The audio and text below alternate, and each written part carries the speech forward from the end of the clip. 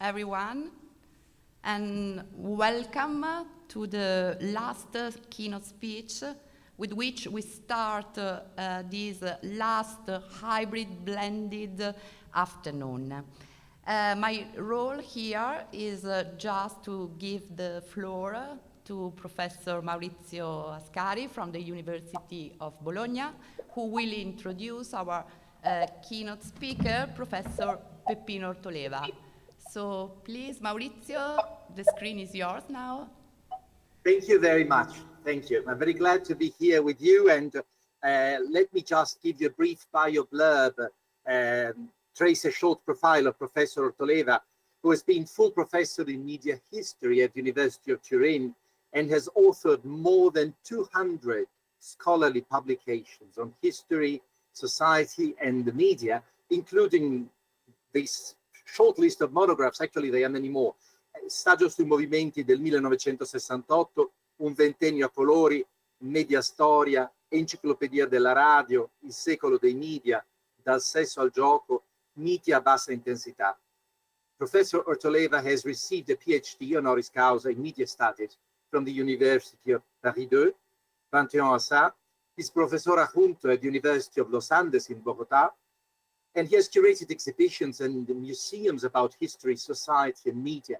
His latest exhibition, Sulle tracce del crime, focuses on the TV crime series produced by the Italian public broadcaster, RAI, and was launched in Rome in October 2020. I'm very happy to give the floor to Professor Ortoleva, and then I will make a few comments on his paper later on. Thank you. Thank you. Thank you, Valentina, Luca, all the organizers of this conference for selecting me as a keynote speaker for the last day.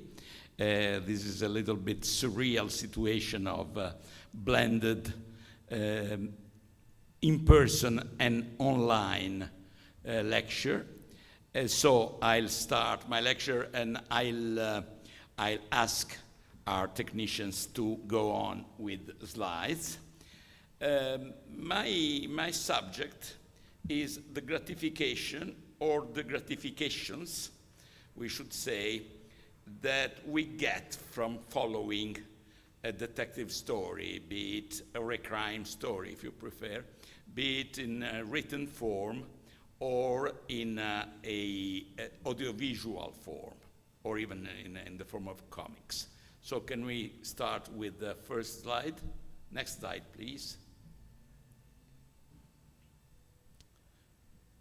These gratifications are of a variety. No, the one before, please. Okay, I can see the slide, but in any case. These gratifications are of a variety of different characteristics. We have emotional pleasures, we can define as emotional, but also intellectual and even ludic pleasures. And we have some that it is more difficult to classify exactly. Next slide, please. In 1913, in the American magazine McClure's, two of the most famous Broadway playwrights, George Cohan and George Nathan, published the famous article called The Mechanics of Emotion. In this article, they said that there is a possible science of, in medical terms, we could say a possible reflexology of emotional reflexes, like we have physical reflexes. Emotional reflexes such as laughter, such as weeping, such as shiver, such as thrill, we should say, like in thrillers. And a good playwright, they said, knows how to provoke these emotions. He, they said, or she, should we say, is able to provoke the emotions they desire if they really know their art. My position, next slide, please. My position is that we should not use so rough concepts, such a rough reflexology, even though often, very often recently, when we speak about the history of emotions or the new studies about emotions, we often tend to see single emotions as something that exists in itself. Fear, anger, and so on, as something that exists in itself. We should not do that. We should always think of emotions. The word itself comes from the Latin moving, of emotions as something that is not a state of the mind or of the soul, if you prefer, but part of the constant movements of the mind. We constantly move from one emotion to another emotion. We constantly move from an emotion to a perception, from a perception to a thought, and so on. This dynamic view of emotions and of other movements of the mind is, in my opinion, essential in what I'm going to say about crime stories or detective stories. Next slide, please. Let me get nearer the computer because this is a quotation. Socrates, in Plato's Theaetetus, said, "There is the sense of pleasure, pain, desire, fear, and many more which have names, as well as innumerable others which are without names." What Socrates meant is that the emotional and sensorial field is in fact a field made of a great variety of possible reactions, possible perceptions, possible feelings, and to think of it as much modern psychology tends to do, as a limited series. There's a modern psychological school that tends to think that there are 5, in general, basic emotions, and we can deduce all the other emotions from those. Plato and Socrates, Plato's Socrates, was on the opposite side, a field in which we should think of moving from one to the other, soul's aspects, mind's movements, a dynamic field. Next slide, please. So if you see this rough pentagon, which I drew with my computer, this is the perimeter of this field, which I call the field of the gratifications tied to detective fiction. The field is, again, 5 emotions, if you want, but it's different because, first of all, they are not all emotions. And then what is interesting for me is not just the vertices of the field, but also the whole area it includes. So one vertex is danger, and in fact, A Spice of Danger is my title. Another one is riddle or enigma. Another one is mystery and taboo. Another one is invention or wonder, if you want. Another one is riddle or enigma, which already mentioned. Exploring our field, we'll discuss the different vertices of this pentagon. Some of them I'll have much time to discuss, others I'll take less. And then I'll try at the end to think of the whole area as a field, in fact, in which the mind moves constantly from one to the other, and also to less clearly distinguishable states of mind. Next slide, please. Agatha Christie, I hope you recognize her writing. This is a quotation. Everyone, my friend, demands a spice of danger in their life.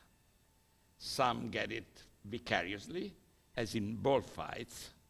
Some read about it. Some find it at the cinema. But I'm sure of this. Too much safety is abhorrent to the nature of a human being.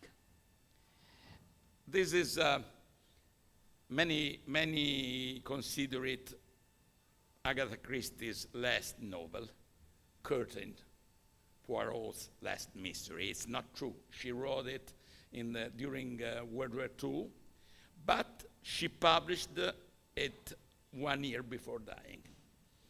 And in this novel, which is one of her best, also because exceptionally the model for the villain, the model for the murderer, is nothing less than Shakespeare's Iago. In this novel, Poirot expresses his idea of this need for danger as a psychological need. And he also quotes the possibility of a vicarious pleasure of this danger. He says in bullfights, he says in cinema, he says in literature. A spice of danger. Next slide. Next slide, please. The same pleasure is what we can get from what in Italian we call English, it's called crime news. The vicarious pleasure, in this case, of hearing about murders and dangers in other people's lives. In fiction, the same danger we vicariously experience in imaginary people's lives. But it's a pleasure of feeling in a dangerous situation, feeling confronted with violence and death, but vicariously. Next slide. Sorry. Something that adds to this pleasure is the fact that in general, this vicarious gratification is experienced in a very safe and habitual situation. In our room, in a movie house, and we don't live a real danger. So that one of the worst, most terrible critics of the detective fiction genre was expressed in 1945 by literary critic Edmund Wilson in a famous article in the New Yorker called Who Cares Who Killed Roger Ackroyd? Who Killed Roger Ackroyd is one of the most famous Agatha Christie's novels. Who cares who killed Roger Ackroyd? He wrote, and he said, sorry for these movements, but I'm very, very short-sighted, that crime novels are a kind of vice that for silliness and minor harmfulness ranks between smoking. He thought smoking was a minor harmful vice, and crossword puzzles. A habit, a harmless habit. In his opinion, this was the evidence of the silliness of this genre. In my opinion, both the fact that it is a habit and the fact that it is quote-unquote harmless is one of the secrets of the genre. Next slide.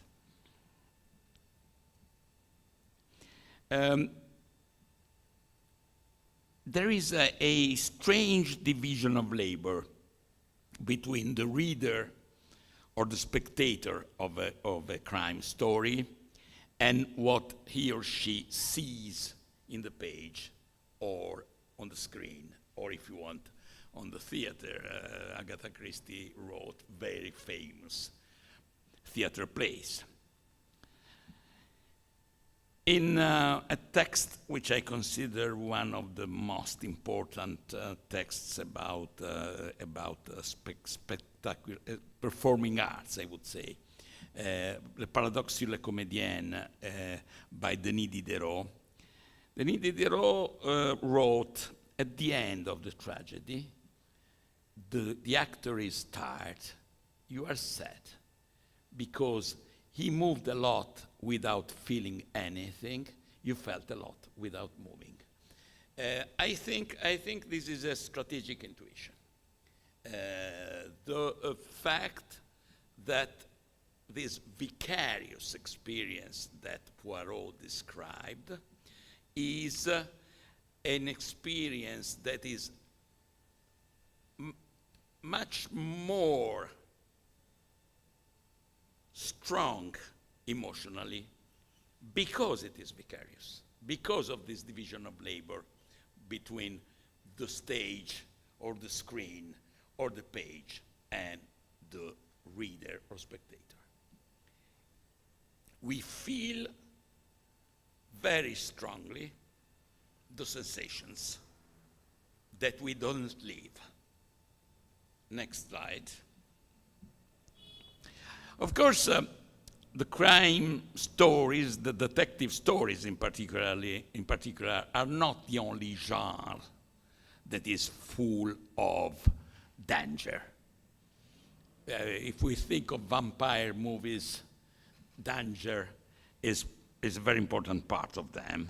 We could also, the typical noir genre is full of danger.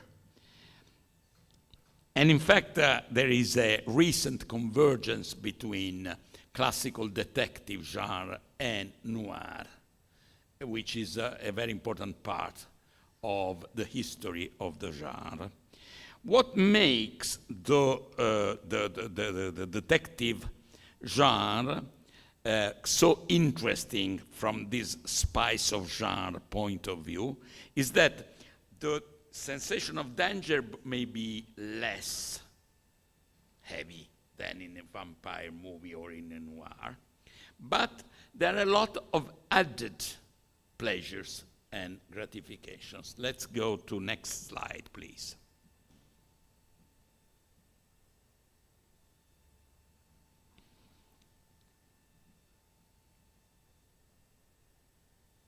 One interesting aspect of the detective novel is that we experience vicariously a physical danger that is the one that the detective is living through. We experience that vicariously, but there is also another sensation of danger, which is a sensation of moral danger. The detective novel takes us in a world where murder is around us, in a world where violence is always possible.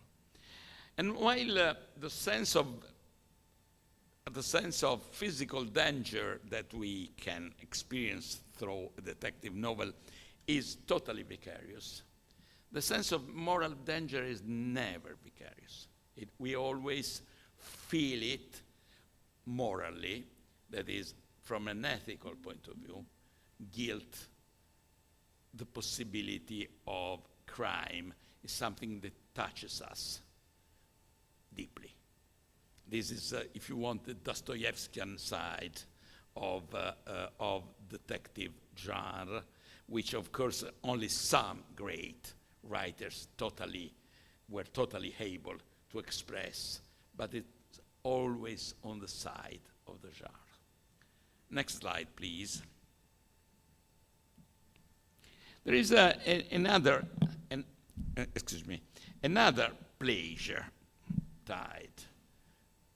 gratification tied to detective fiction. I like to quote the beginning of the Purloined Letter by Edgar Allan Poe. Edgar Allan Poe was, in fact, the founder of the detective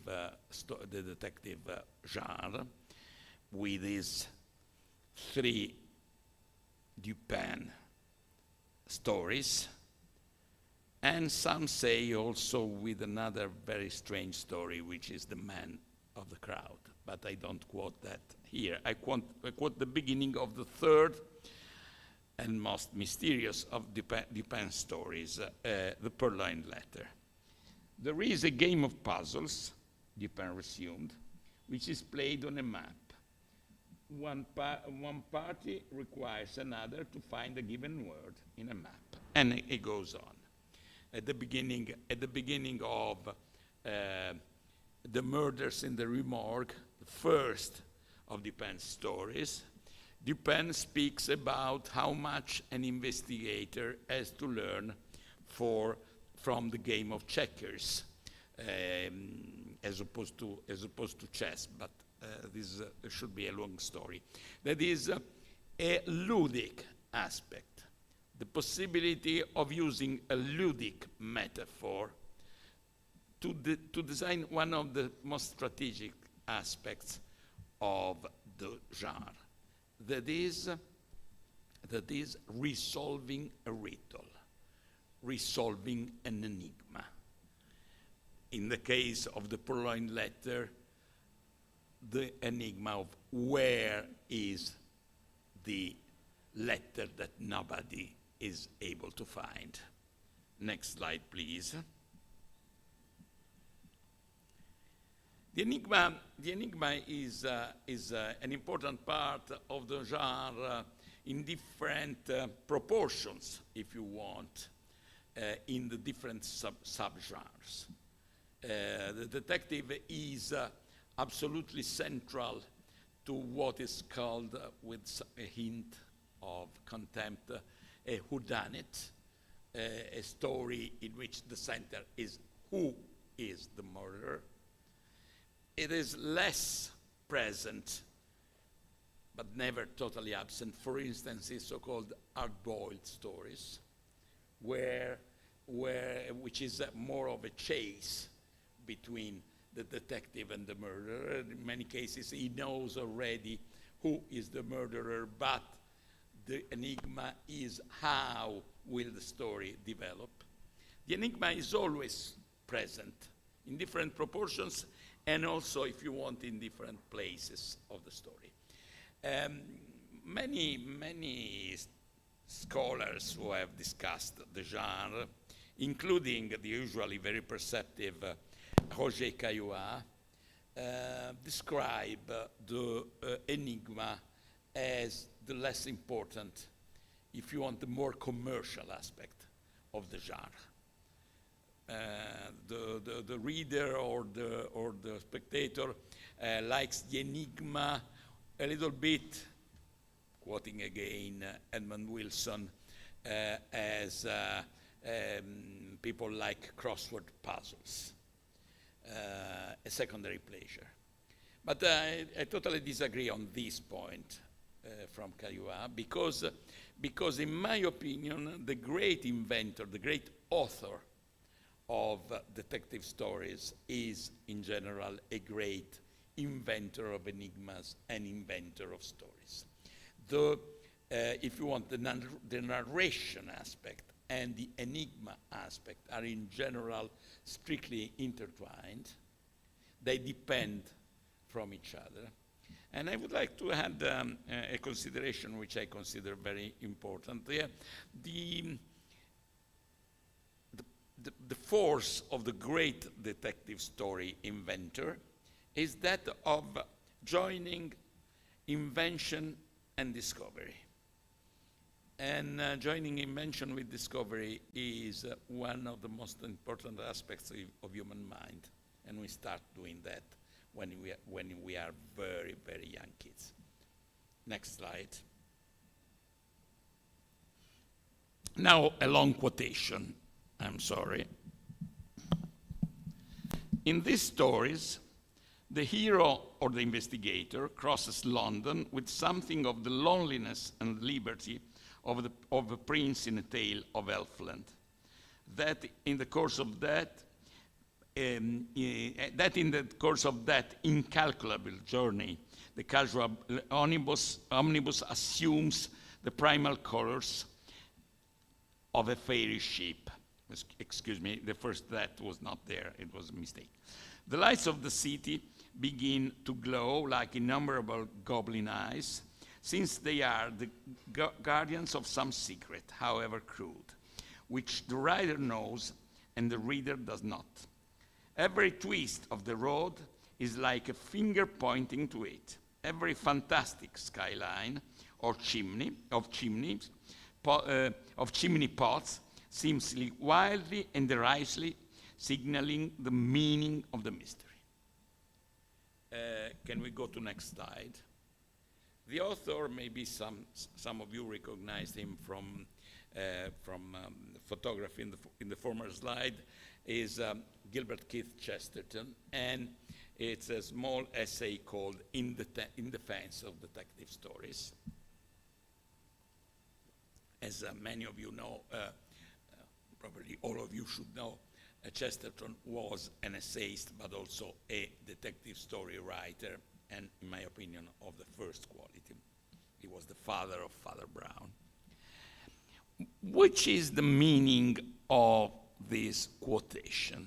That an aspect of the pleasure of detective stories is that they endow the places, the times of ordinary life with something that goes beyond the ordinary. Something that gives these places a different and additional meaning, and something that endows these places and times with a meaning that is charged with poetic and also, we can say, intellectual force. The casual omnibus he mentions could be the place of a murder. And when a casual omnibus becomes the place of a murder, it becomes charged with a sacred mystery, that is the mystery of death. That casual omnibus may contain a clue to the solution of the mystery, and that charges it with a different but as important meaning. It is charged with signs for something that goes beyond what we generally see in a casual omnibus or in a casual bus, if you want. Can we go on? This dimension that Chesterton identified, which is not supernatural, but it is charged of wonder, is something that was noticed by a variety of writers, because it's one of the metaphors that have been most used about detective stories. The metaphor of the errant knight of chivalrous literature. That the detective is similar to an errant knight has been written by many different writers.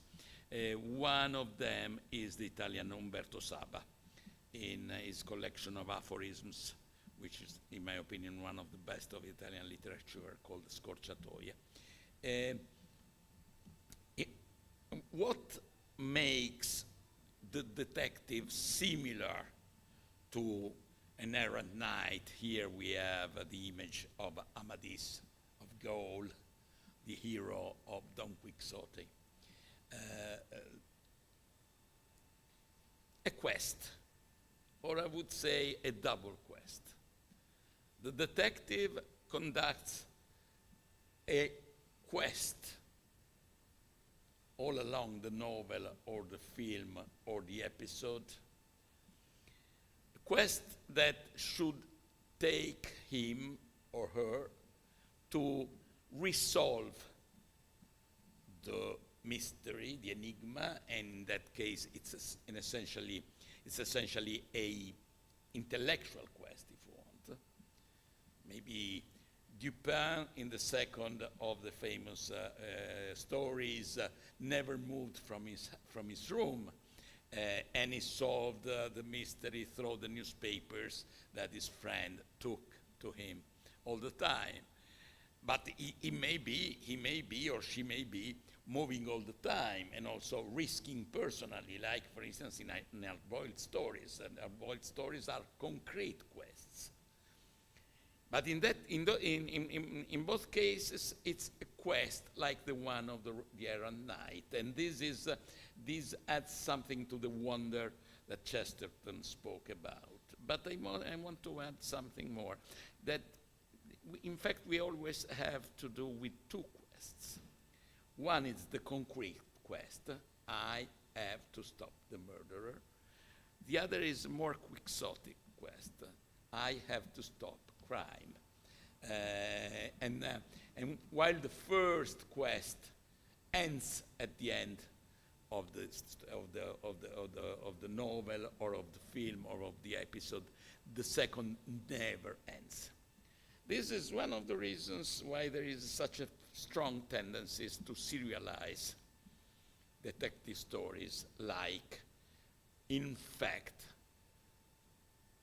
chivalrous literature was serialized much before the birth of the press itself.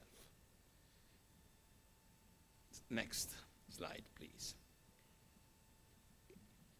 30, perfetto, ce la facciamo. Sorry. In fact, a very interesting thing is that the quests of some of the most important detectives of detective fiction take us always into the same territory, but finding meanings in different places in this territory. My favorite example is Lou Archer, Ross MacDonald's detective. In my opinion, of course it's an opinion, Ross MacDonald's novels are among most important, literally and from all other points of view, experiences in crime fiction, even though only 2 novels were transformed into films by Paul Newman. Ross MacDonald's Archer takes us all the time through Southern California, real places and imaginary places. And novel after novel, we revisit the same places, and some places which in the former novel were just passed through by Archer become the center of the narrative, and others are lateral, because he rewrites this territory, this field, by the stories of his detective. But something very similar has happened recently in Italy with Andrea Camilleri's Montalbano. Commissario Montalbano explores Sicily, particularly southeastern Sicily, in all his stories. Some of his Sicily is concrete, some is imaginary. Vigata is the center of his stories, and it's an imaginary place. But not only Italians, also Sicilians have learned to love Sicily through his stories because of a blatant touristic use of landscapes, but also because Montalbano made Sicily not only the place of mafia, but the place of a lot of different murders, some mafia murders, some other types of murders. The quest fills with wonder the real places of life. Next slide.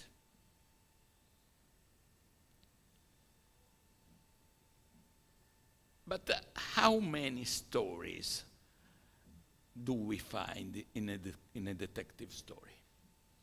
This is, I think, one of the most important questions we have to ask. There are at least 2 stories. This is Svetan Todorov, it's not me. There are at least 2 stories. The story of the quest, the story of the investigation, that is the main thread that connects the narration from the beginning to the end. We start with the beginning of the investigation, with the murder, and we end with the solution in the whodunit, but in different ways. The main story is the story of the quest. But there is also at least another story, which is the story of the murder and of what happened before it. And so, 2 stories. But this binary representation is partial. Because as Viktor Shklovsky, the founder, one of the founders of Russian formalism, noticed, as you see, very important intellectuals have studied detective novels. And I'm not quoting Siegfried Krakauer because it would take us very far away. But Shklovsky noticed that there are at least 2 stories of the murder. One is the one that the detective will find at the end. The other is what somebody calls the counterplot. The counterplot is the one that is expressed by the stupid policeman or by the stubborn district attorney in Perry Mason's movie. He has in mind his, because in general it's a man, own explanation. The innocent man is, in his mind, the real criminal. So we have the plot of the quest, the plot of the real murder, and the plot of the counterplot of the false explanation. But if we go on, next slide, please. If we go on thinking about that, these are only some of the stories that are contained in a detective novel or film or episode. Because Roger Caillois, always in the same essay, which is a part of his La Force du Roman, also wrote that following a detective story, a series of hypotheses have to be industriously imagined and successively and successfully, we could also add, rejected, until one arrives to the successful theory, which fits like a glove. The successful theory, the explanation, which in the whodunit case, it's an explanation. In other cases, is the detective meeting the murderer, the real murderer. But in any case, all along the reading or the following of the story, we meet a series of possible stories of the killing. The first suspected has to be the second murdered, is a classical law of Agatha Christie's novels, and so on. But what is important to me is the fact that these successive hypotheses that Caillois mentions are not just in the writing of the author, are also multiplied in the mind of the reader or follower. During the reading or following a detective story in any form, we invent a series of possible stories. We are invited not only to resolve a riddle, but to invent a series of narration. One greater author of detective stories, Thomas Narcejac, who was the author with Boileau of Vertigo, by the way. Thomas Narcejac, in his essay, precious essay about the police novel, the detective novel, wrote that a detective story is a cybernetic machine. It's an intelligent machine. He wrote it before the explosion of personal computers. Is an intellectual and an intelligent machine. And the intelligence of this machine is making us think and invent. Again, discovering and inventing together. The two things should never be isolated. Next slide, please. Yes, so this slide says essentially what I've just said. The pleasure of the invention in the mind of the reader. And we are coming to the last slide, so we have all the time now, 5 minutes, perfect. But in my pen, oh no, there are 2 slides, but in any case. No, please, next slide, yes. There is another aspect. In the detective novel, killing is an essential ingredient. We could say that one of the laws of the detective novel could be said in almost evangelical terms. In the beginning was the homicide. We can have detective novels where the crime at the center of the novel or of the film or of the episode is not an homicide, but it's very rare. Even though, for instance, a purloined letter is a detective story without an homicide. But in general, a homicide is an essential ingredient.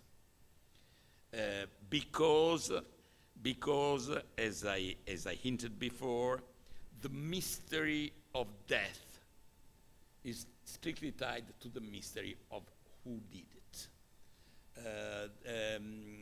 The homicide speaks to us about the greatest mystery in human life, that is death, in the terms of a single death, of a series or a series of deaths. One of the interesting aspects now is that the serial killer is becoming such an important protagonist because he or she has an almost sacred dimension, a ritualized, ceremonialized, serialized death that makes the serial killer the personification of the lady with the sickle. The serial killer is death himself. And we meet him or her as a sacred and symbolic and mythic figure. We could also say, and it's not a joke, that the great mystery of, one of the great mysteries of human life is what will happen afterward our death. With a typical movement in a Freudian sense, the detective story moves from what will happen afterward our death, that we'll never know, to what has happened before the death, that is the typical enigma of the detective novel. It's what I call, but I'll be short, a low-intensity myth. A myth, because it's a narration that speaks about the great mysteries of life, connecting them to real life, but low-intensity myth because supernatural elements are generally taken away from it. because its location is our life or places that could become part of our life. Let's go to the last slide. So you see again our Pentagon. I have very briefly described the vertices of the Pentagon, but if you think of it, the reader or the spectator passes all the time from one of these pleasures to another one, from the enigma to the question of creating different stories, new stories to resolve the enigma, from the mystery and taboo of death to a sense of danger, and continuously from one to another. If we want to say there is one emotion which is central to the pleasure of following detective stories, I think we make a big mistake, because what is central is living dynamically through all these experiences, not just emotional, intellectual, emotional, in a way sensorial in some cases. And this is the field which I very roughly described, in which the subjective experience of the reader or spectator is situated. Thank you.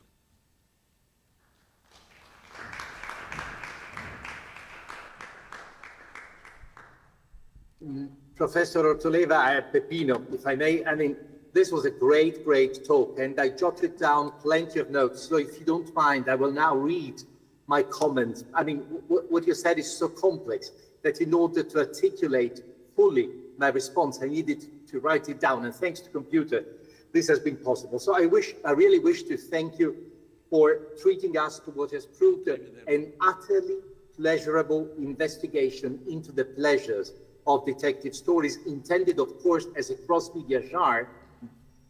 And I very much liked your syncretic approach to this very complex cultural phenomenon, pivoting on the sphere of emotions. The term mobility has very often been used in recent writing about crime fiction, but it is probably the first time I am confronted with a scholar who focuses on, with such clear-sightedness, on the mobility of the readers and viewers' responses to narratives of crime and detection, exploring the dynamic emotional field, this is how you described it also visually, that is activated during the process of reception. Of course, emotions, as we know, are liquid, unstable, ever-changing, and what you taught us is that they should not be dealt with simplistically. They are actually related within a whole, and it's the ever-changing really.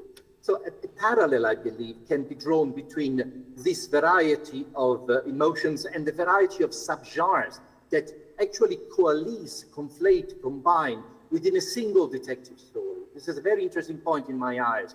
And responses, having said this, responses to external stimuli can be preordained up to a point because they are actually rooted in an archetypal or biological dimension. In this respect, your reflections on the polar principles of danger versus riddles, enigmas, whatever, somehow the two principles that preside over the thriller and the whodunit. I mean, this tension reminded me of Torben Grodal. I don't know if you are familiar with this scholar from the University of Copenhagen. I had the opportunity to listen to him years ago at a conference, and he has actually developed in the course of the last few decades a biocultural evolutionary approach. And in his studies, he investigates the role of emotions and cognition in films, TV genres, and focusing on the one hand on hide and seek effects, hunter and praise scenarios that characterize a variety of narratives from crime to sci-fi. He also focuses on the relation between detection and our seeking system. I mean, the idea of mammals, animals seeking for food, as a kind of faculty that presides over goal-directed activities.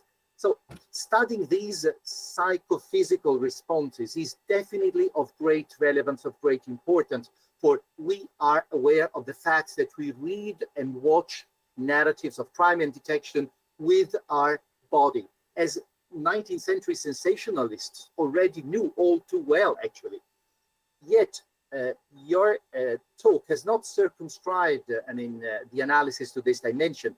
As a wisely brilliant speaker, you actually chose to investigate the sublime dimension of crime fiction, by which I mean its character. I mean, the fact that reading or viewing these stories of crime and detection is a pleasurably vicarious experience of danger, and a highly emotional experience that is actually that actually stems from texts, verbal or visual texts, that have been carefully orchestrated by their authors in order to produce a certain set of effects.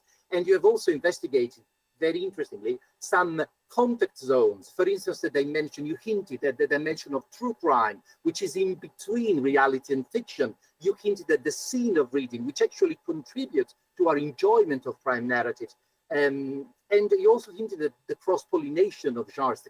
You used the word convergence, the convergence of genres, and the ways in which narratives of crime and detection also address ethical issues that are, once again, all too real, all too important. They play a role in our everyday lives.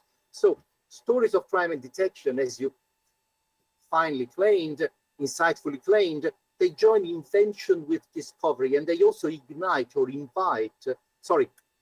invest known places, real places, with a sense of wonder, actually turning them into the background of a deeply engaging, highly meaningful quest, which revives, as Chesterton famously claimed in the essay you mentioned, this actually revives the medieval archetype of the errant knight and his quasi-superhuman deeds. So you were right, I believe, once again, in claiming that the genius loci plays a major role in these narratives. And this actually, I don't know, this is my own commentary, but I believe that this is probably true, not only when the detective is associated with a precise, with a definite location that recurs from an adventure to the next. I mean, just think of, you mentioned Camilleri's serial detective, Montalbano, but this is true even when a narrative, as it often happens today, repeatedly crosses borders. Just think of TV series, novels, repeatedly crossing borders, pursuing a hectic rhythm that parallels our own extreme forms of mobility, our own flighty perception of places. And then, of course, you very insightfully discussed, very briefly and equally insightfully, you discussed the coexistence of stories or plots in the plural within stories of crime and detection, the two-pronged narrative of crime and detection, but also the police's counter narrative, and the proliferation of hypotheses that mislead us along the way, while ultimately concurring to lead us to the solution. And this brings me to another high point of your talk, your treatment of mystery and taboo. I mean, the displacing of the ultimate unknowability of death onto the knowability of a single death, the displacement of the aftermath of death onto the circumstances that provoked death. The quasi-religious, quasi-mystical, self-sacrificial dimension of the detective also comes to mind in this respect, and I am thinking of a variety of narratives from Dürrenmatt's famous Disrupted, Deconstructed, The Pledge, to TV series such as True Detective. I'm thinking of the first season of True Detective. And I wish to remind our listeners of the fact that even the vogue of whodunits in the golden age of crime fiction, or detective fiction, has been recently reassessed by critics as an act of exorcism towards the all too painful deaths that had recently occurred during World War I. So, I mean, real death is very much present. It's a kind of, we might, in this respect, hint at Derrida's paradigm of ontology, okay, in order to explain this aspect of the genre. And you provocatively ended your discussion with a sort of open comment. You went back to the field of forces. You went back to the dynamic aspect of these narratives and the readers, viewers responses. And since I am curious to know more about your own stance, I would like to ask a question myself in order to allow you to expand on certain aspects of your talk, which was absolutely fascinating for me. Thank you once again, honestly, from the bottom of my heart. My question concerns the very present development of stories of crime and detection.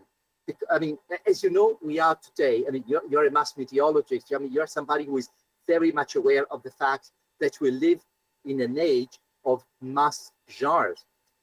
And in this age, in our present, stories of crime and detection famously thrive on the dialectics between repetition on the one hand and innovation on the other. Formulas on the one hand and their transgression on the other. So we live, of course, in the age of genre blending. Of course, you are very much aware of this phenomenon. But this phenomenon, paradoxically, at the same time, would not exist without a collective recognition of genres. These are the two facets of the two sides of the same coin. And so this tension, of course, I'm getting to my question. This tension between genres, formulas, and their transgression existed already in the 19th century, existed already in former centuries, but and we are aware of the fact that crime fiction very much evolved through forms of cross-pollination. But in your opinion, how, in what ways, in what respects, in what measure has the current age of multimedia mass fictions, mass genres, changed this landscape, this paradigm, the evolution of genres? Sorry, is my question clear? Because I speak very quickly. Is it clear what I'd like you to focus on our present? I know that you are the right person for me to ask this question. Should I answer? So I'll start with the last question, but I also want to say something on what you said before. First of all, thank you very, very much for your words and for a lot of points you raised while discussing my paper. Starting from the last point, we are in fact in an age in which the notion itself of genre is partially, we can say, in crisis, if maybe it's even too much, but in any case, this crisis of the notion of genre as it has been dominant in the early age of television, but before in the great age of cinema, and in the novels, but also comics of the first part of the 20th century. This notion of genre is now partially blurred, I would say, by a variety of tendencies. One is a tendency toward what I call hypergenre. In my opinion, there are two main hypergenres in mass culture now. One is noir, and the other is melodrama.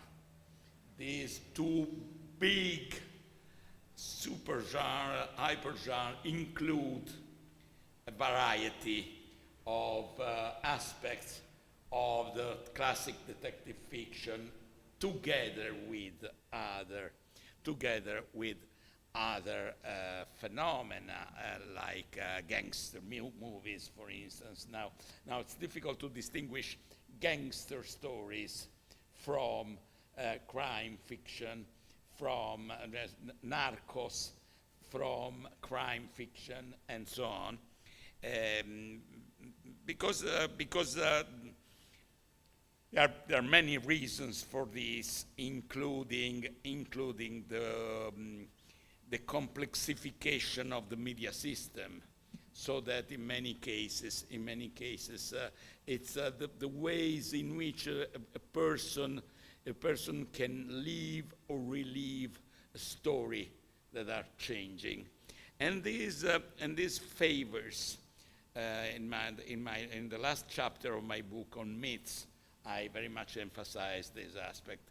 This changes the landscape, but at the same time, as you hinted, there is a need for preserving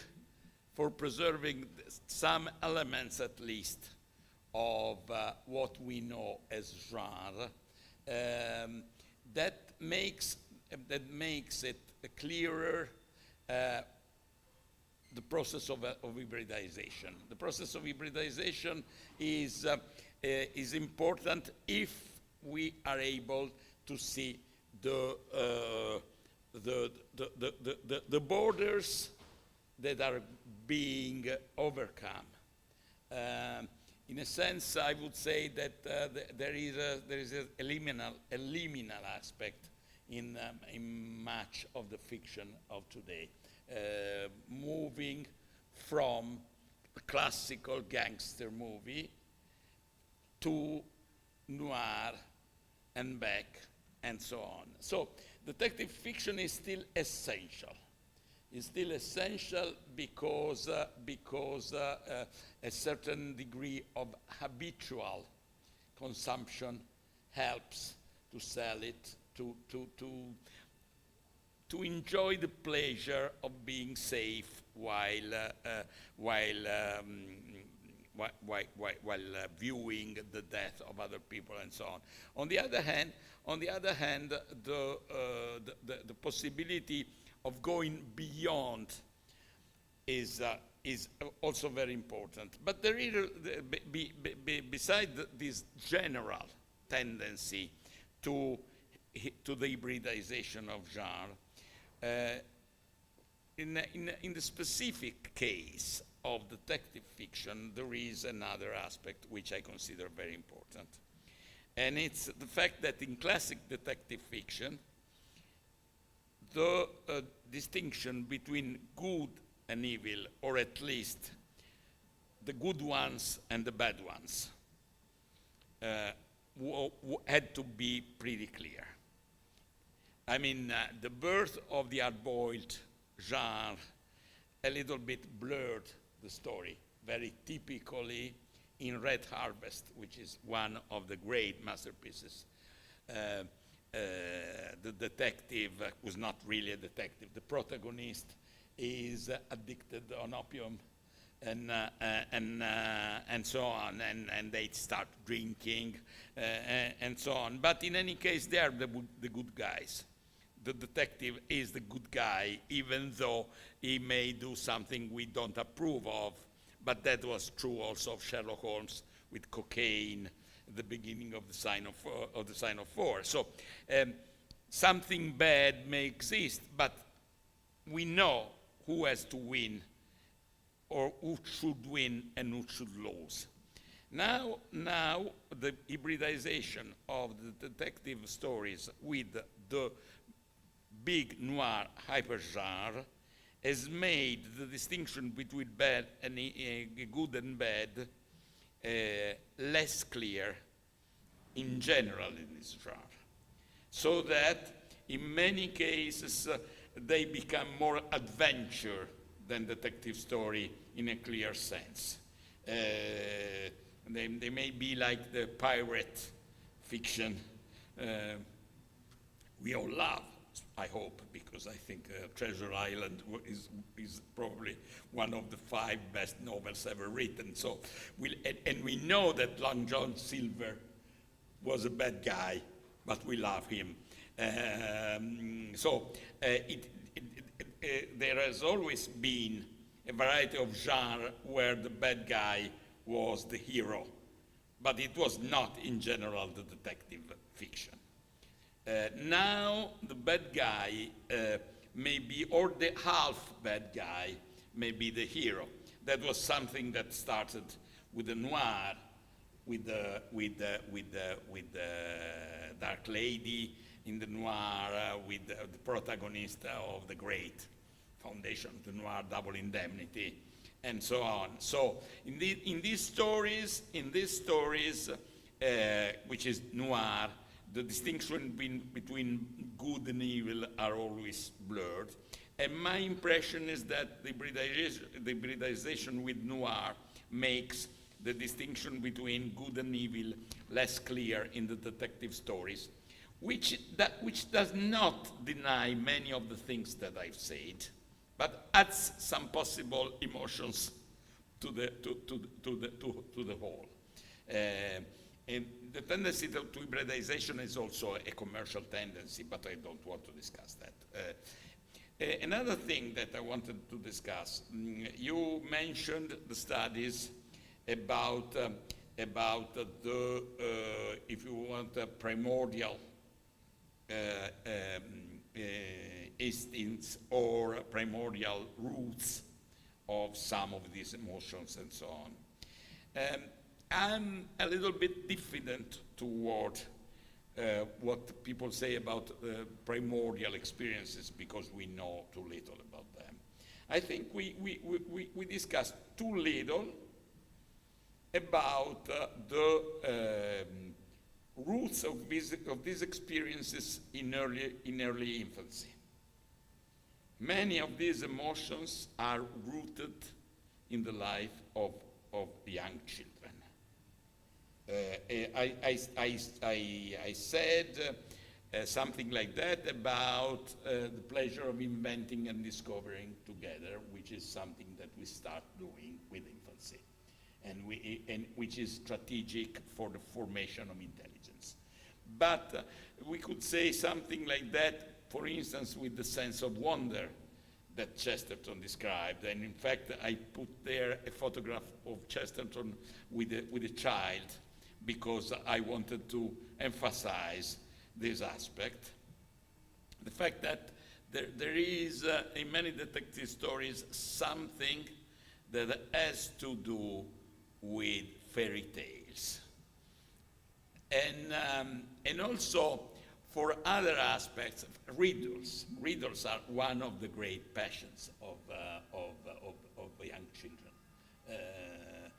Riddles, in my opinion, are an evolution of a primary game, which is hide and seek, an intellectual evolution of hide and seek. Riddles, again, are something that is very deeply rooted in early infancy.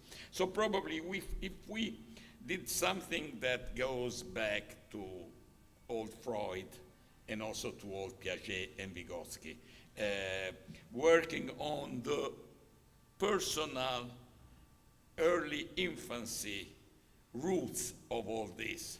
The pleasure of quest is again a very typical pleasure of early infancy.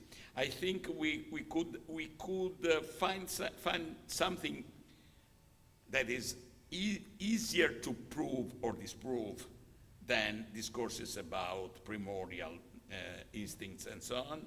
And to quote Vygotsky, which is much, much better because he said to work with flowers or with kids is beautiful.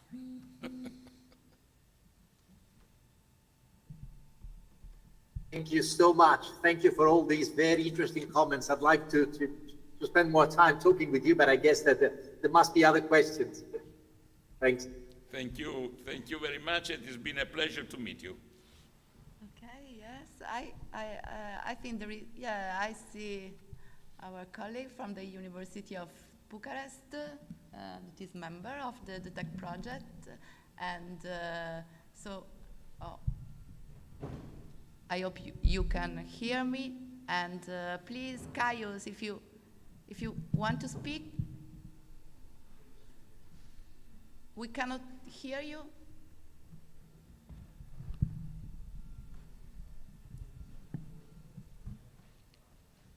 Now, Yeah, sorry, okay. I hope that now it works, yeah? You Yes. can hear me now? Yes.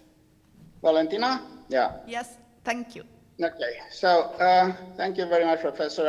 I will be as brief as possible. So you ended your speech by alluding to your book on low intensity myth, miti a bassa intensità.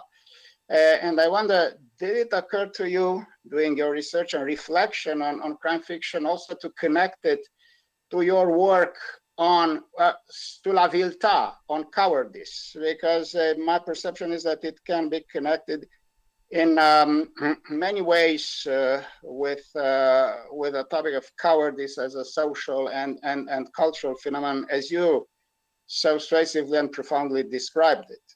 Thank you. Well,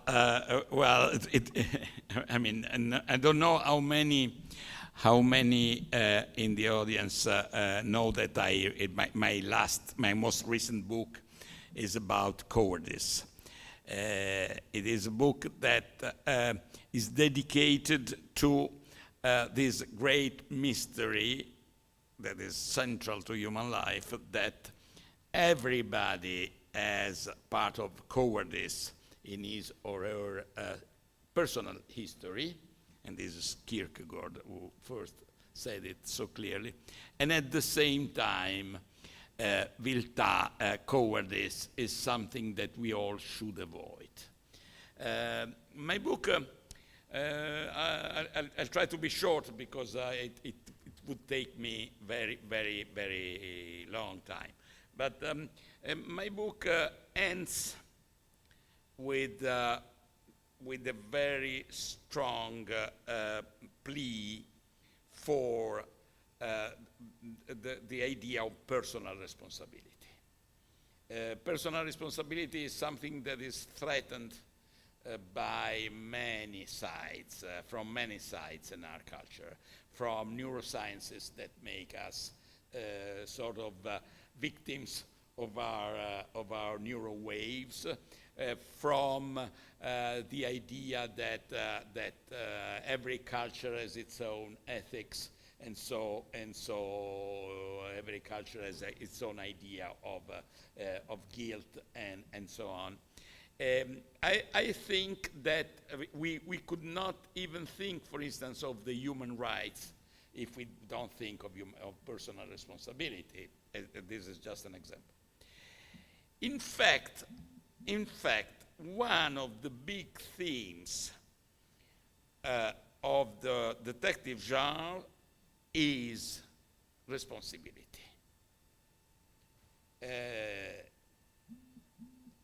The problem of many of a great part of detective fiction is who is responsible for a crime.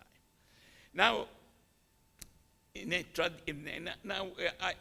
think that in the history of detective fiction we can find the different phases from this point of view. Traditional detective fiction, including, if you want, Agatha Christie. I love Agatha Christie. I think she was a remarkable writer, by the way. It's something that people generally do not think. Agatha Christie had a very classic idea of responsibility, even though in many of her novels she played around the idea of responsibility. I don't want to make spoiling, but Murder on the Orient Express is a novel about the possibility of a collective crime, or Curtain is a novel about the possibility of killing people without killing people. So she thought about it, but her idea of responsibility was pretty classic. Like a very typical quasi-economical idea of the classic detective novel, that of motive, which is the motive and so on, is tied to the idea that one is responsible and he or she has something that moves him or her to be guilty of some guilt. And this idea of personal responsibility in some cases is even too easy, is even too simple. The distinction between good and evil that it includes is a too clear, too simple distinction. Now, much of crime fiction now revolves around personal responsibility. It revolves about the idea that possibly, not only the frontier between good and evil, but also the idea itself of personal responsibility is difficult to definitely define. In my opinion, in a way, we could think of the history of detective fiction as part of the history of ethics and the evolution of ethics in our culture. One of the interesting aspects is that much of what has been written about morals by philosophers, sociologists, and so on, do not deal so clearly with so simple, apparently, and so complex, in fact, problems like the one I'm discussing. The fiction, the detective fiction, is dealing with it. Has cowardice to do with detective fiction? Yes, because it depends on the authors. Depends on the authors. Maigret novels by Simenon are among the most complex of all these, from the point of view of personal responsibility, as from the point of view of cowards and courageous people. In many cases, in Maigret novels, courage is a very ambiguous virtue. In general, I think that Maigret is not being completely understood by the majority of the people who write about it. It's very easy to misunderstand Simenon. Simenon is one of the very few writers in the 20th century who has been able to write a novel that Dostoevsky could sign, which is Snow was dirty, la neve era sporca, la neige était sale. There are some Dostoevskian aspects in some of Maigret's stories which are very interesting to understand, and which have very much to do with the themes that I try to discuss in my book about cowardice. I've been long, but the question was big. I know we are out of time, but I'd like to thank again Professor Ortoleva and Professor Ascari, and also Caius for his question. And I'm sure that there are much more questions, but you know, we are 15 minutes late, but you know, just to confirm national stereotypes, Italian stereotypes, 15 minutes late is nothing. I mean, it's so normal, common. So I think now, anyway, we need to conclude. So thank you very much again. We have a short break, 10 minutes break. And then please join us again for the concluding round table about the topic of impact in research project in the field of humanities with some challenging and interesting presentation and many guests. Thank you very much again, and see you in 10 minutes.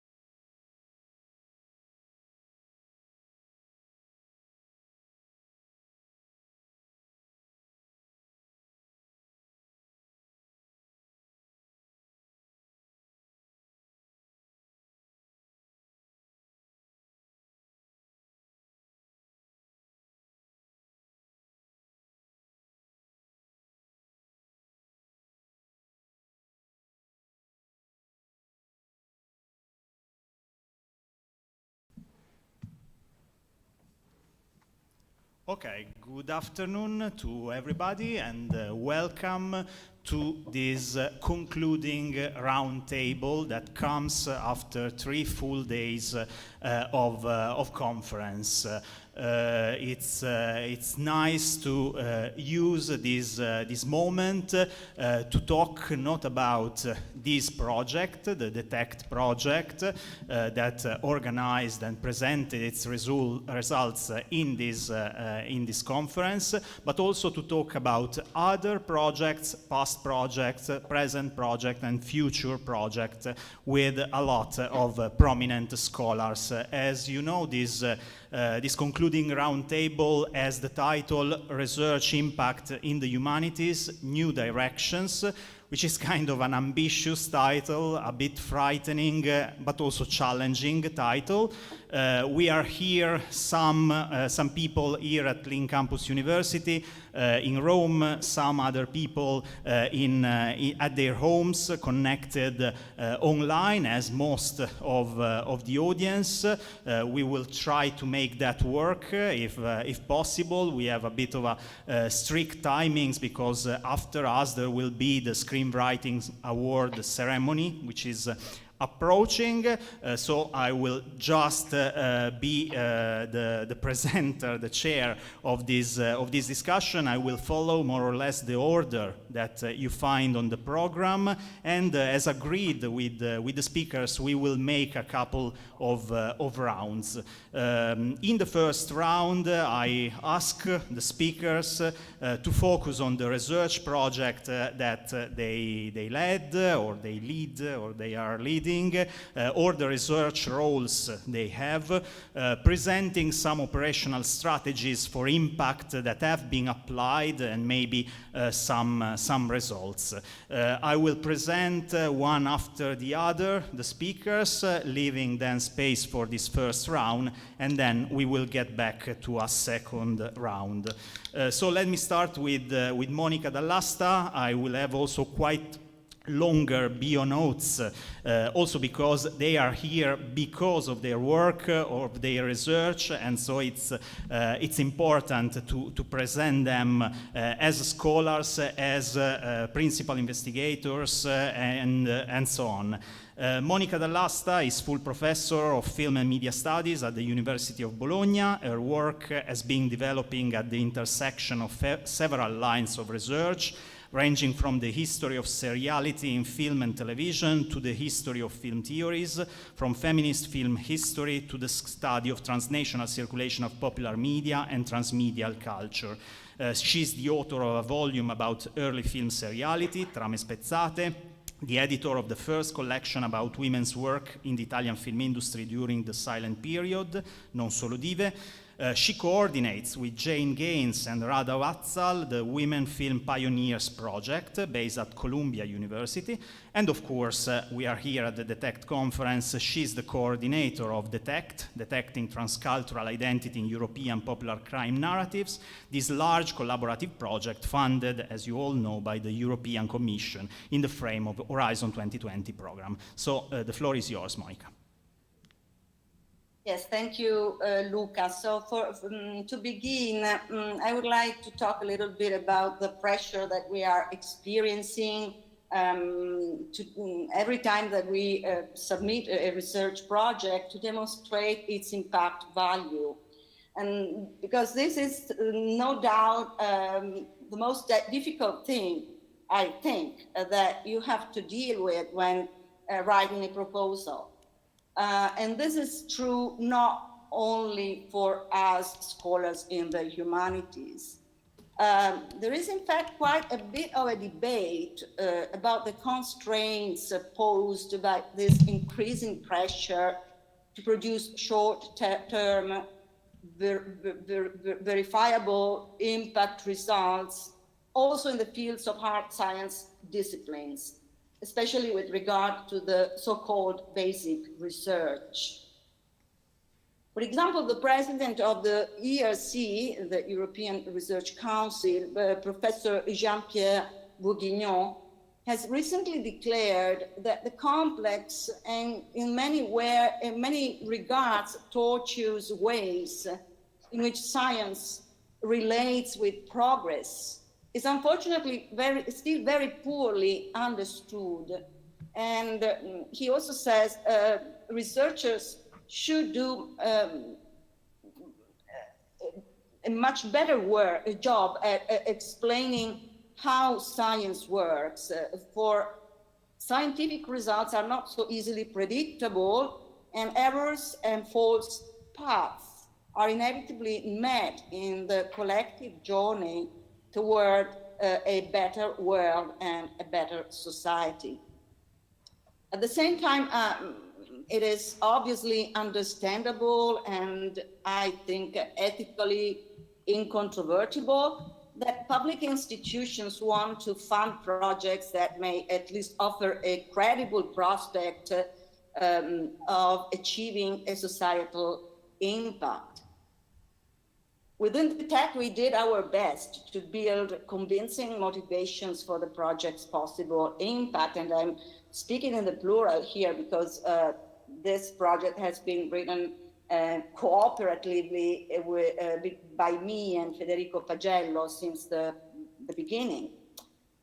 But to be honest, I have to say that the impact section was actually the only one where we failed to get the highest rating in the evaluation phase of the proposal. So as we learned by experience, to even start thinking of how to reach an impact through your research, you first need to identify, this is definitely the first step, you need to identify your project's stakeholders. And this is what we did by attentively analyzing the call. And we identified two priorities within the call. Firstly, the topic of representation, and more specifically, the representation of European identity in the products of European culture. Secondly, the creation of innovative learning material. This is what how the call read. The creation of innovative learning material adapted to contemporary consumption patterns and suitable for adoption in both formal and informal education. This second point immediately brought us to identify one crucial stakeholder segment in the students of the different universities involved in the project, which we addressed through a series of coordinated activities involving the use of a dedicated digital platform. But the mention of informal education also brought us to consider how to possibly extend the project's reach through innovative learning materials taught for informal education. And this led us to propose the creation of a MOOC. As for the issue of representation, here too we made an effort to think in terms of impact in such a way as to expand the range of possible stakeholders. Although the call didn't make any reference to the industrial dimension of cultural production, we found many good motives to also include this aspect in the Horizon 2020 work program. This not only brought us to argue that researching representation without taking into account the role of production and the different production cultures in Europe would have offered only a partial account of how representations come into being, but it also allowed us to elaborate on how to possibly try to generate an impact on the productions of future representations. So this brought us to identify another important stakeholder segment in the creatives of European cultural industries. And this was made through a twofold strategy. First, on the one hand, a series of activities to involve creatives in discussing the topic of producing culture in Europe and how to represent European identity in cultural products. Also, we combined this with some research about audience reception to provide data to the professionals that could possibly data about the audience response to the product of European popular culture. And the second strategy is our screenwriting contest, which is actually one of the most successful activities, I think, of the whole project. I could say a lot about this, but I know we don't have much time. I just say we received more than 250 proposals of a very, very high quality. And this is something that I think can be said to have stimulated the creativity of a younger generation of screenwriters and had them thinking about new ways of representing what it means to be Europeans today in popular products, popular cultural products. And finally, just 2 words to mention another important stakeholder segment that we have addressed. Here, I don't say a lot because we just had a whole panel about our policy, our work in the field of a policy, of European policies, and this is also something that is, I should say, always already built in every SSH calls, because these calls aim to generate a societal impact. Well, I can't help that at the moment.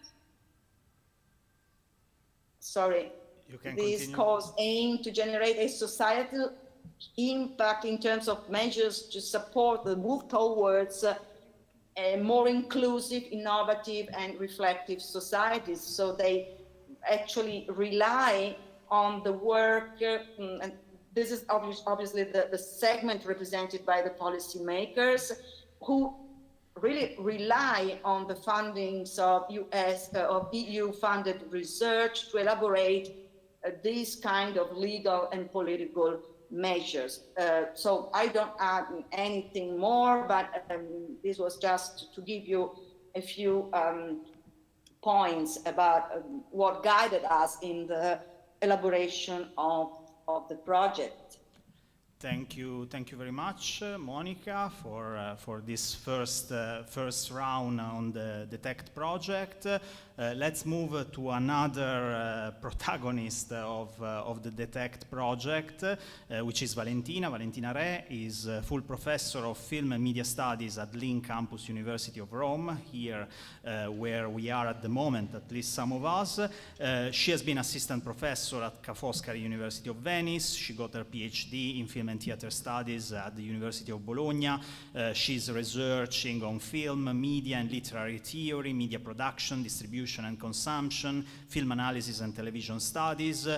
She has several publications. The last one is Le belle donne ci piacciono e come, co-authored with Elisa Mandelli, but she also edited the streaming media and several other books, wrote and edited. She has been the coordinator of the Link Campus University Research Unit in the framework of the National Research Project, PRIN, Comizi d'Amore, Cinema and the Sexual Issue in Italy, funded by the Italian Ministry of Education, University and Research.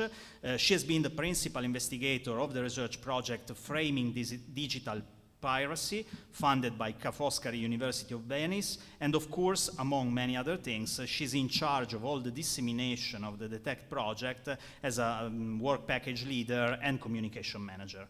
So, Valentina. Thank you very much, Luca, and thanks everybody for participating in the roundtable. So before I start, just a short premise. As Luca mentioned, in my role of communication manager of the DETECT project, I'm getting used to present the result in terms of impact of the project, of course, at every project meeting and every review meeting. So today I decided to approach the topic quite differently. And so in my presentation, I would like to discuss some of the critical issues and challenges related to the topic of impact that we have faced in the framework of the DETECT project.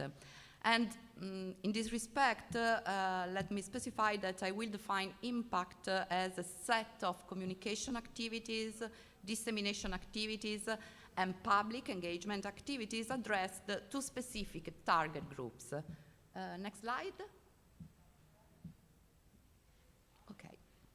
As you can see, and as Monica already mentioned, in the case of DETECT, at the very beginning, we identified 4 main target groups: scholars, teachers, and students in the social sciences and humanities, professionals of creative industries, policymakers, and finally, general public. And given my interest today in emphasizing critical aspects and challenges, in this contribution, I would like to focus on the general public. That is probably the most problematic and challenging target group in terms of engagement. Next slide. Okay. So basically, we have considered 3 main ways to reach the general public. The first is social media, of course, and also the activities on the project website. And in this case, the impact indicators are, for instance, the number of followers, the number of interactions, and the number of visits. The second way is, of course, public events. In this case, the impact indicator is, one of the main impact indicators is the number of participants. And finally, news media. And in this case, the impact indicator is, for instance, the number of articles, but also the tone of articles. Next slide.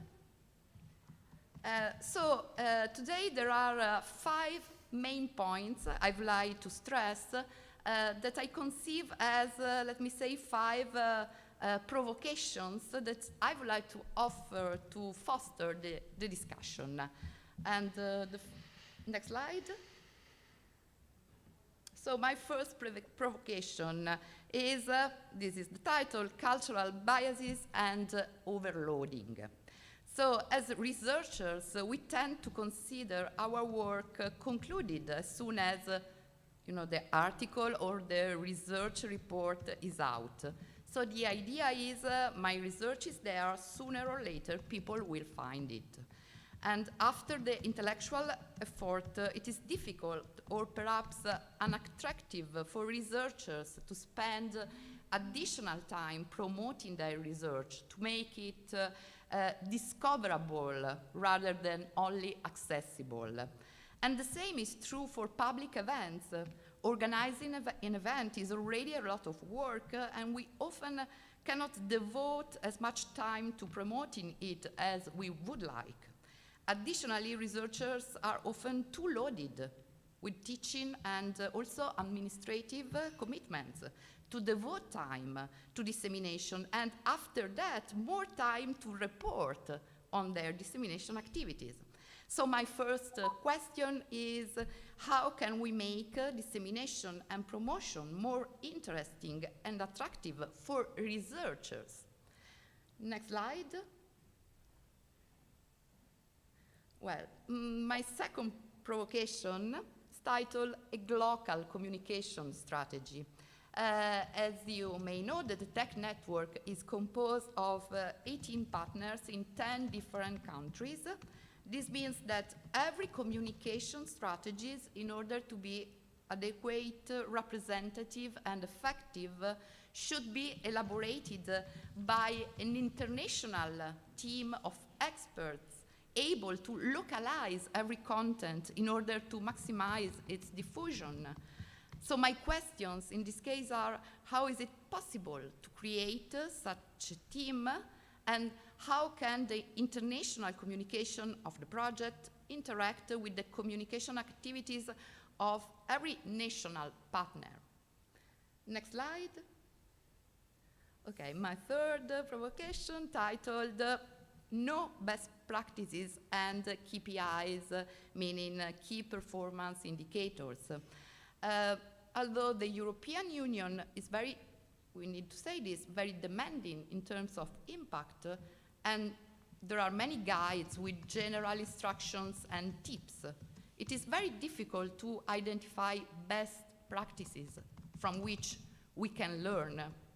And much could be done to develop and collect best practices and to create opportunities for different research projects to exchange experiences and ideas on the topic of impact and how they seek to achieve it.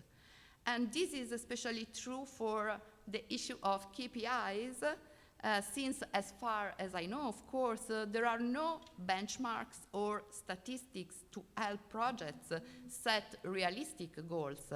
So my question in this case is, how can we create innovative and useful resources to help projects to define, achieve, and monitor their impact? Next slide. My fourth provocation, the business logic of social media.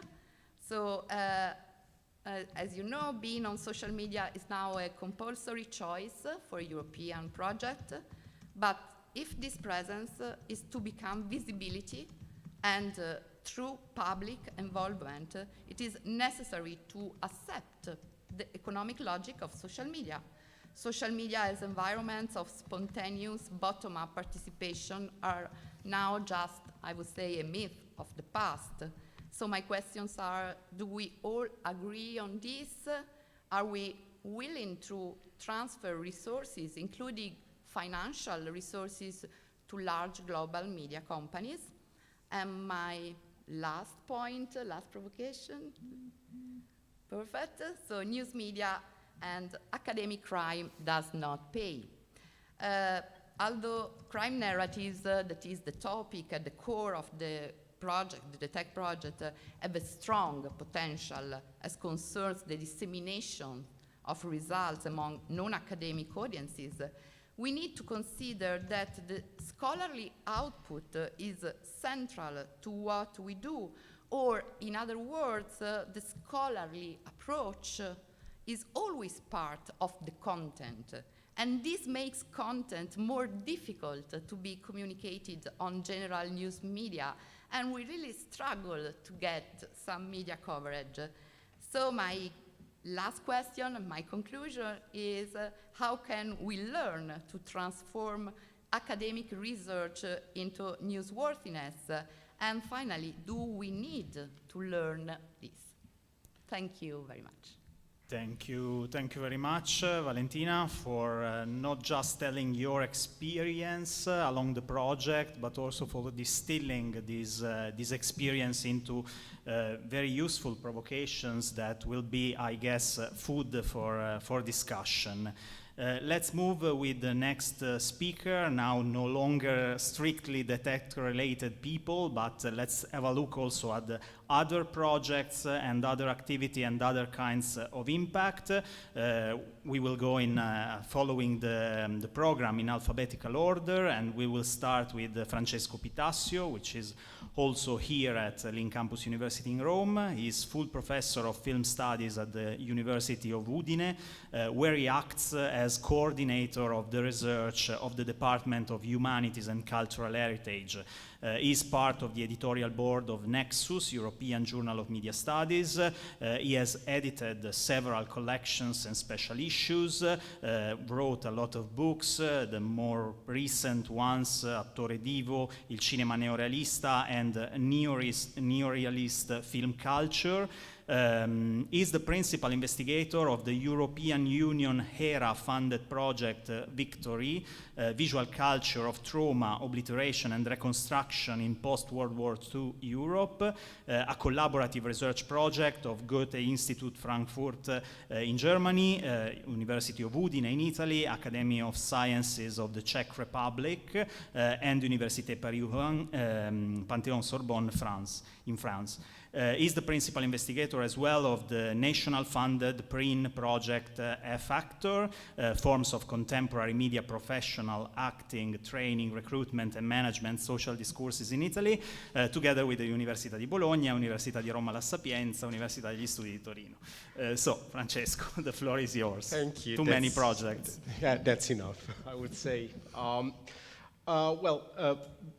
Being not within the network of DTECT or of the crew of DTECT, I hope I fully understood what were the constraints for this presentation. So I would like to spend a few words first on what HERA is, and then delve for a while on the pitfalls and the advantages of measuring and assessing the impact of research projects. So I will start with the slideshow, if you don't mind.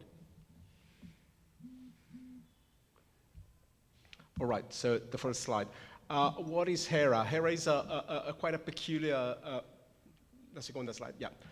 Quite a peculiar funding scheme because it is based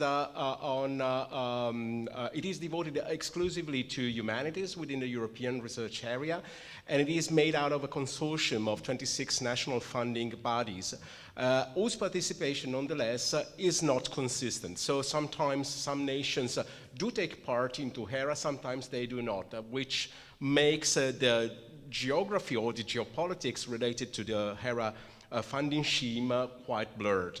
And there have been so far 5 thematic calls, 2 within the same call, so that 2009, 2012, and these are listed just below.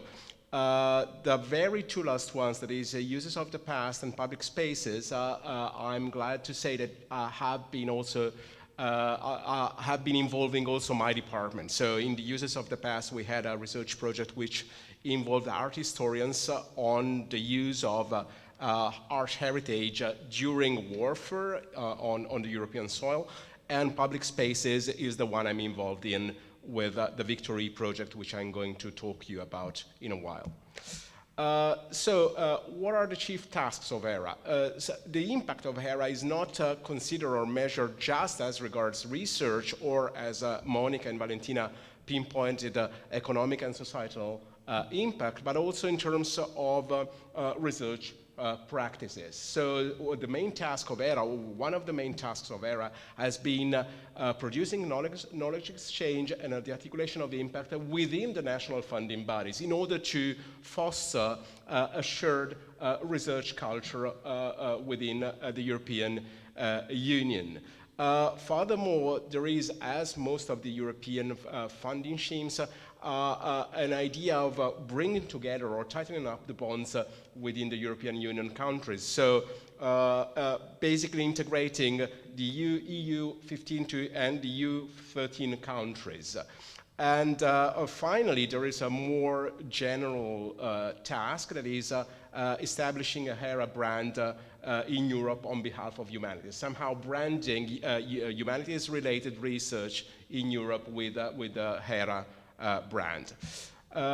As regards the impact assessment, the main tasks of HERA are promoting academic knowledge exchange and impact as shared best practices, and advances in understanding methods and theory. Scusate, ogni tanto mi dimentico. Okay. And obviously, as I just said, promoting economic and societal knowledge exchange to the benefit of individuals, organizations, and nations, which is somehow the backthought of most of these European research endeavors. Therefore, all projects must imply a knowledge exchange plan within the research units and beyond them to the societies involved, rely on collaborative research endeavors. The teams must be made up to 5 nations, determine potential audiences and related initiatives to address them, which is something which Valentina just reflected upon, and contribute to the prospective development of society. Next slide, please. The very last call, which was the 2019-2022, and another one is still waiting to be published, I hope it will, allotted 20 million euros to 20 research projects, which were selected out of, if I remember correctly, 90 or so. With a wide range of topics. Obviously, the main focus was on housing, healthcare, transportation, cemeteries, spas, festivals, and urban culture, but we made it. Even if we are a film and media studies project, we carved our way out in the call, and we are the only film and media studies project which was awarded. What is this project, Victory?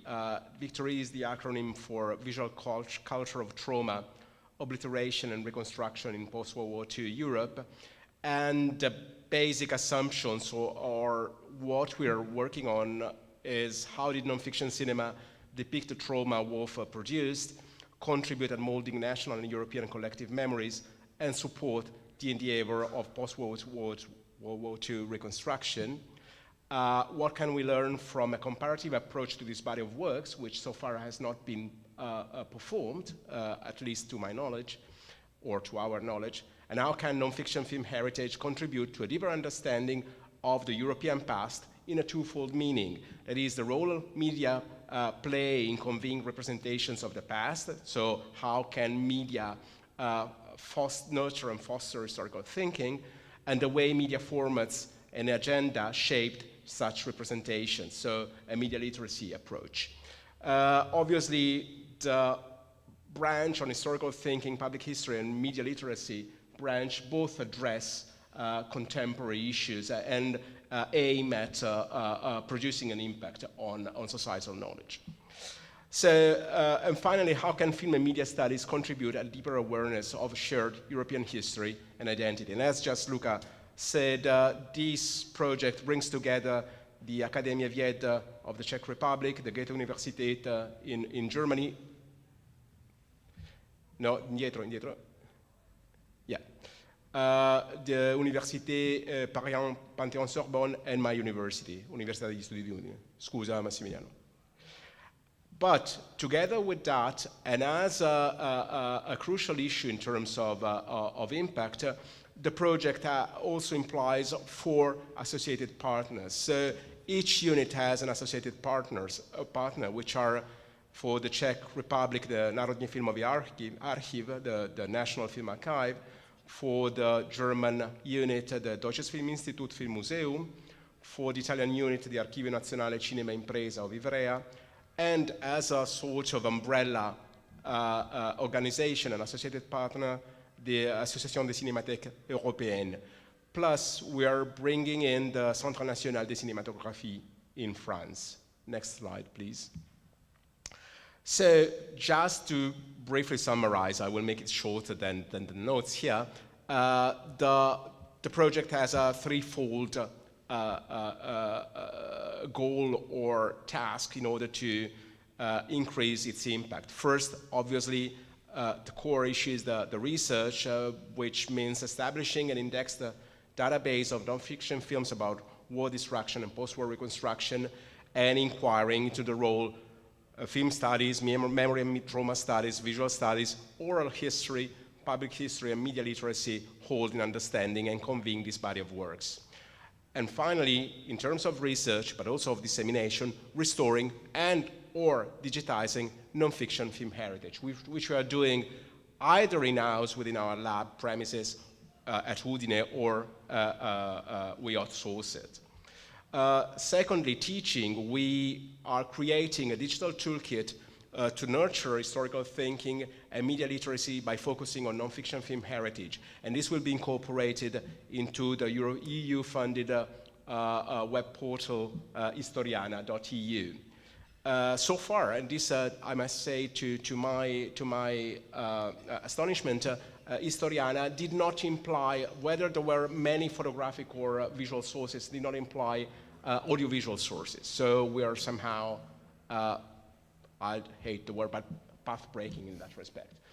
And offering, in terms of teaching, international workshops for MA students of the 4 units. So we, thanks to the COVID, if we might thank it, we organized an online workshop with international instructors and teachers and students. And in terms of mission, we set up workshops with stakeholders, either secondary school instructors, public history associations, and the main deliverable will be a virtual exhibition on the model of the European Film Gateway 1914-1918 portal, which will entail scrutinized film materials, non-film materials, and explanatory notes. And finally, we are screening restored or digitized materials in different occasions. Next slide, please.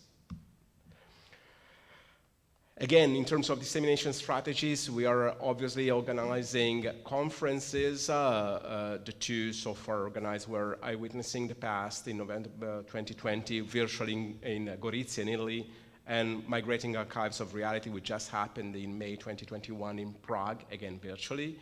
We're presenting at key conferences, again, unfortunately, so far just virtually. This is the first in-presence conference I'm attending, and I'm so glad about it. Selected publications, teaching initiatives, third mission activities, which I just mentioned, and expanding networks of film archives, public history associations, and academic networks. And finally, the virtual exhibition. Just an issue, next slide, yeah, that's okay, don't move. Just an issue which I might term the pitfalls. I think Valentina briefly hinted at that, but there are huge discrepancies, and the HERA funding scheme is particularly controversial in that respect. Bringing together so many national agencies means that we have a sort of twofold governance. By that meaning that we are reporting to HERA and the agency, which is the Irish Research Council, but we need also to report to the national funding agency, which is the Ministry of University. And this happens almost the same in Germany, in France, and in the Czech Republic. But each national funding body has different policies and has different taxonomies for reporting the expenditures, which makes pretty much difficult to handle the whole thing, and makes also determines very different ways to determine the impact. So for our national funding body, it is just a financial issue, and you need to match the items with what you spend. So it's also basically it's a budget-based measuring of the impact, whereas for HERA it's obviously more scientific and societal and economic. And again, in terms of measuring the impact, as we know, we have reference journals which are internationally based, but in Italy we have our national assessment agency determines a list of reference journals which are basically tautological. So what makes huge discrepancies is that reference journals on an international basis simply do not match those which are Italy-based. And next slide. Thank you for your attention, and sorry to Massimiliano for running too fast and not saying next slide. Thank you very much, Francesco, for this overview about your project and the impact you are planning, but also several issues. And let's move to the next speaker, which is Simon Popple. He is senior lecturer in photography and digital culture in the School of Media and Communication at the University of Leeds. He is also director of Impact there and a member of the University Impact Board. He has become increasingly focused on the co-production of digital tools which allow communities to develop independent access to cultural and historical resources as a means of storytelling, campaigning, and social advocacy. His research is concerned with the relationship between communities, institutions, and concept of democratic exchange, open space, and the digital sphere. He has worked with a range of community and arts organizations, national institutions, including the BBC and the Science Museum Group. He is currently working on the role of cultural heritage organization in relation to local audiences, education, and the potential of heritage in special educational needs education under COVID-19.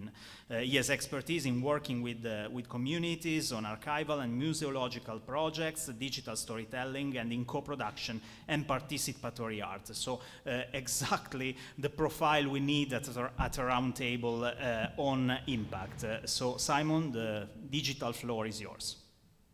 Thank you very much, and thanks for inviting me. And I think I'm going to offer quite a different perspective in terms of what I've heard so far, because we have a slightly different sort of concept of impact in the UK, in that what we consider impact is really social consequences of research, what happens in society as a consequence of the work that we do. And in fact, my first provocation is really that the word impact is an incredibly unuseful and I think operationalized word that confuses people and also particularly is a word that's unfriendly when you're trying to work with non-academic partners. It's very almost like a brutal word. What impact are you going to have on me? So I prefer to talk about consequences and social benefits as a way of engaging in discussions about impact. The way in which we measure impact in the UK is also very different, because we have the Research Excellence Framework, which comes around every 6 years and audits us in relation to our publications. And for the past 2 cycles, over the past 10 years, we've had to produce a series of impact case studies from each department. So for every 10 members of staff we have to produce a full impact case study, which I've been one of them for the past 2 years, two cycles, and also managed them. So I know exactly what's entailed in that. And as a humanities and social sciences department, we found it very difficult, I think, to think about impact in the same way that STEM subjects do. It's not obvious, that if you invent a medicine that you're going to save lives, there's an obvious impact. But if you're working with an archive or you're working with a particular community, it's much harder to frame what the consequences of that relationship are.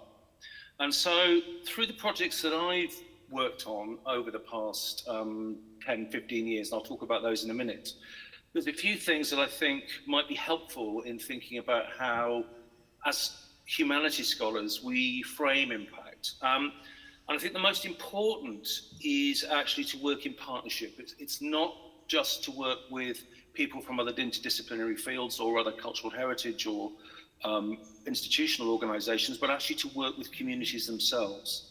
So my experience of impact, and a lot of my colleagues' impact, is around actually co-produced impact, working with and through communities, working on a process of developing research questions, developing methods and approaches, co-opting expertise from communities. So for example, I just recently finished supervising a PhD on Sicilian home movies. And that was a project that my student worked through a co-production process, working with communities in Sicily to reinterpret silent home movies.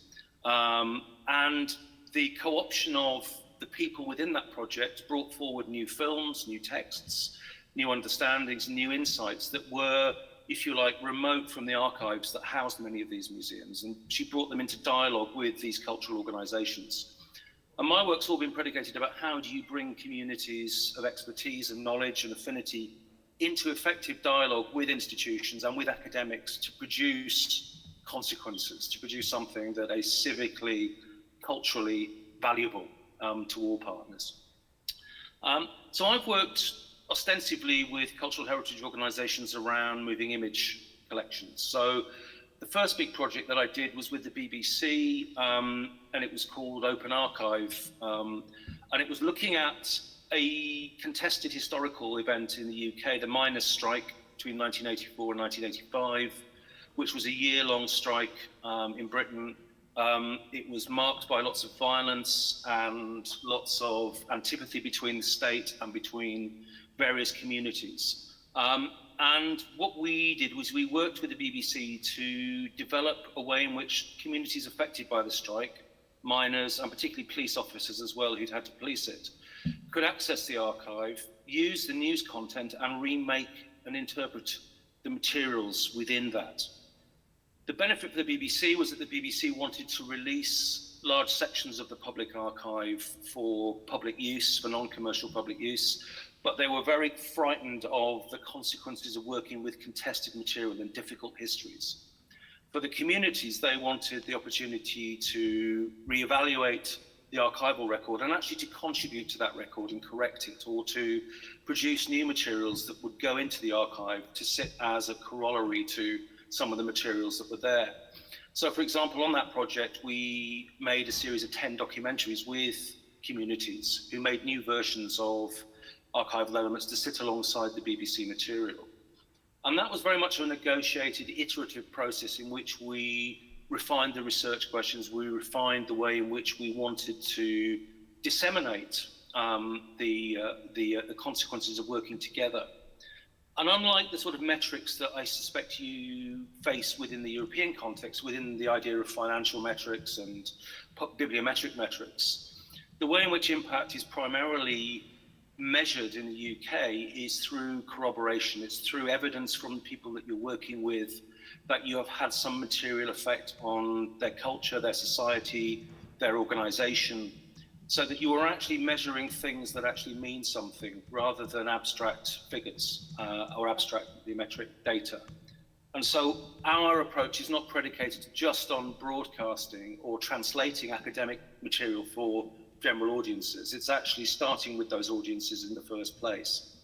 So I think one of the things that I've seen in relation to the work that I've done is that actually that early intervention with the people that you want to exchange knowledge is what drives impact. So rather than impact driving you, good research drives impact. And you can almost flip it and say, actually, I'm going to be driven by the idea to do good research, which has good social consequences. We can then frame this as impact.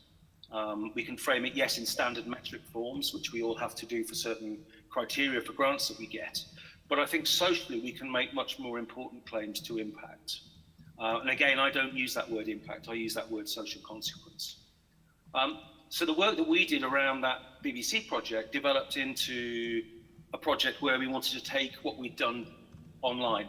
We wanted to develop a platform that communities could use to do their research, to do their storytelling, and in which they could mix their own cultural resources, their own films, their own photographs, with what was available online.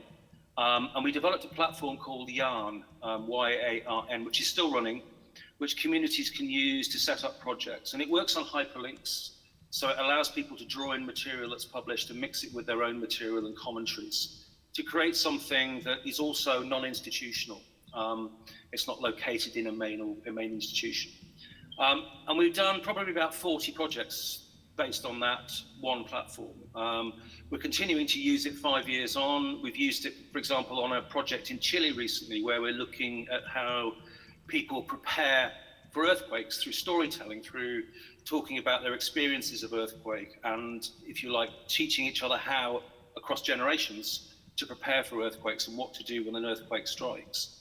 So we've taken something that came out of a humanities project, and we've translated it into an earth sciences project. So it demonstrates, I think, the sort of interdisciplinary potential of some of these sorts of types of approach to impact that we can take.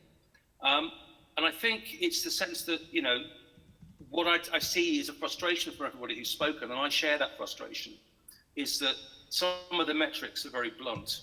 Some of the metrics drive you into areas that you really don't want to go. And actually, what you can do is almost try and say, well, I'll make a benefit of the fact that if I do this, then I'll get all those metrics anyway.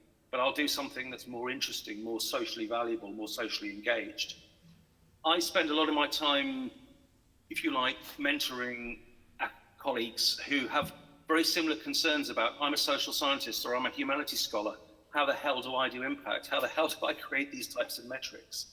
And my answer is always really, in terms of partnership, it's who you want to work with.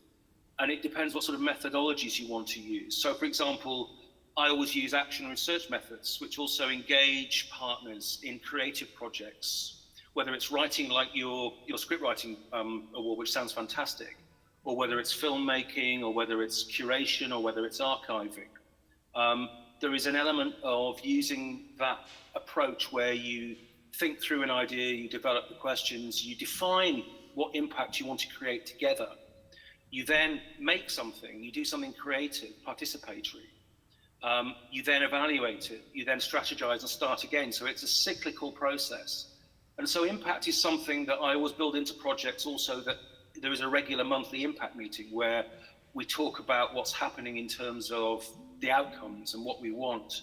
So there's not this rush at the end of a project to try and gather everything together. We collect as we go. So we have impact trackers where we allow staff to collect materials as they do research that they think might be useful for evidencing impact. So it's a continuous ongoing process, really from the point that you start to think about a project and start to conceptualize what you want to do. So those are sort of my quick sort of responses to what I've heard. Of economic and societal impact. And this is what Massimo was just saying right now. And not only in terms of media studies, but for instance, art, but still, what is widespread within national academia and with different, obviously, levels of awareness, but is how these usually confined within the academic boundaries practice can mean to larger bodies, social bodies.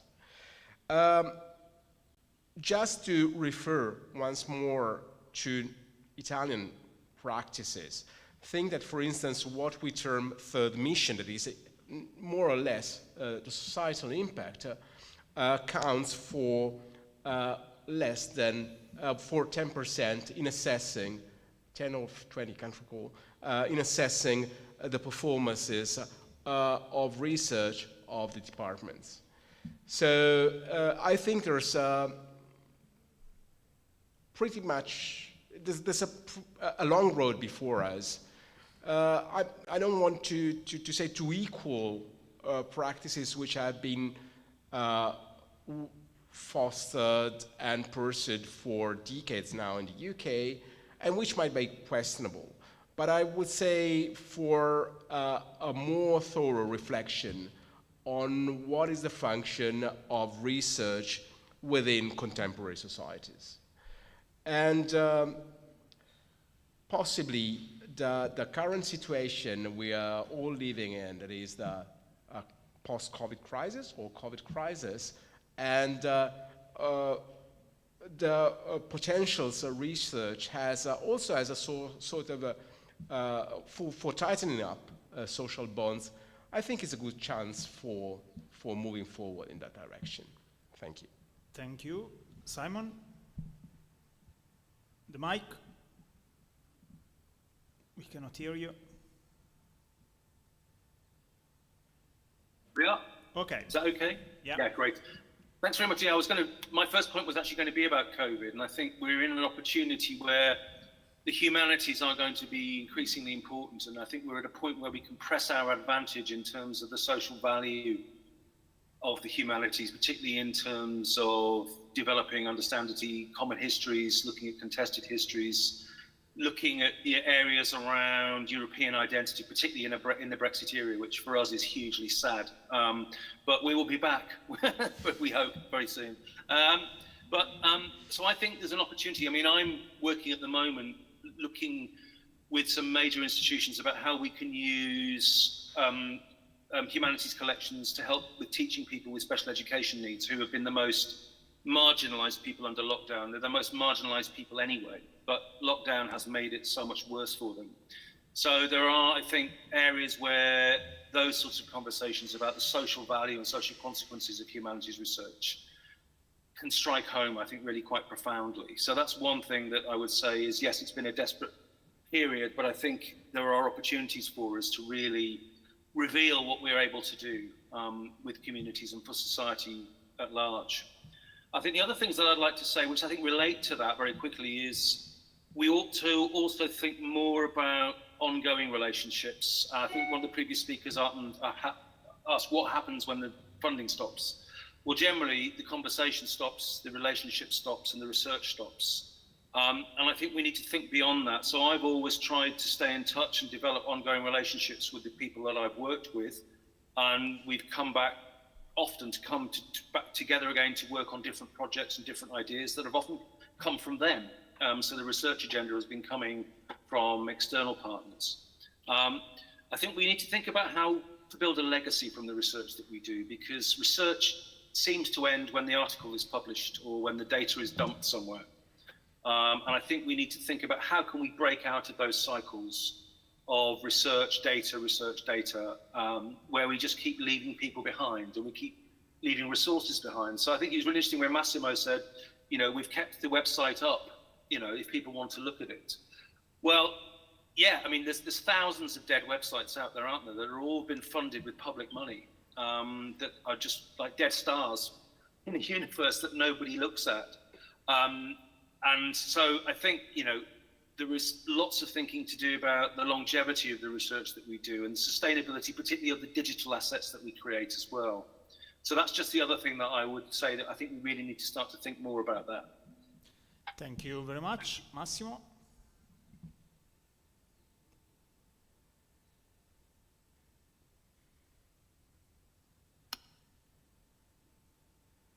With okay. Now yes. Okay. Sorry, I had a problem with the audio.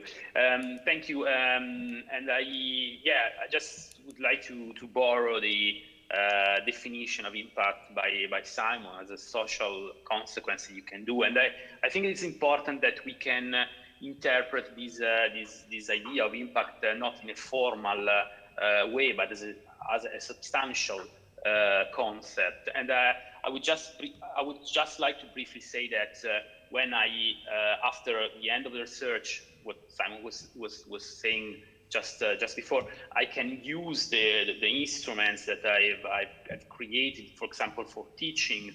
That's an impact. And again, since we work in the media industry's research, for us, of course, the relevance also from the industrial point of view is all the time important. And in this sense, we all the time have to overcome the prejudice that I was talking about before of irrelevance. And I think that the relevance of our research is actually very, very important, because as I just mentioned before, the issue of the circulation of European content in the global scenario, I think it's a political issue, and so I think that it's important that our research can be relevant. Thank you very much, Massimo. Monica? Okay. Thank you, Luca, and thank you all the speakers. I really appreciated very much their suggestions, and I was especially interested in Simon's talk. Actually, his expertise in the field of impact has been really, really very useful. I totally agree with what he said, especially about a notion of impact that shouldn't be reduced to just communication activities. I mean, this is something that we may sometimes, misunderstand. We may think that we reach an impact as far as we have our work disseminated into journals, conference papers, and so on. But this is not the way we should look to impact. When we fill in the application forms in the EU call for the EU calls, there are two different sections for communication, dissemination, and impact. So that's very important to keep in mind. And I think we can make make the example of what happens for other more scientific disciplines, like for instance, medicine. Do you say this in English? I'm not sure. Medical disciplines, like, for example, if I am a genetic engineer and I have a project to elaborate a patent to cure a genetic disorder, my impact is certainly not measured by the number of articles I get to publish.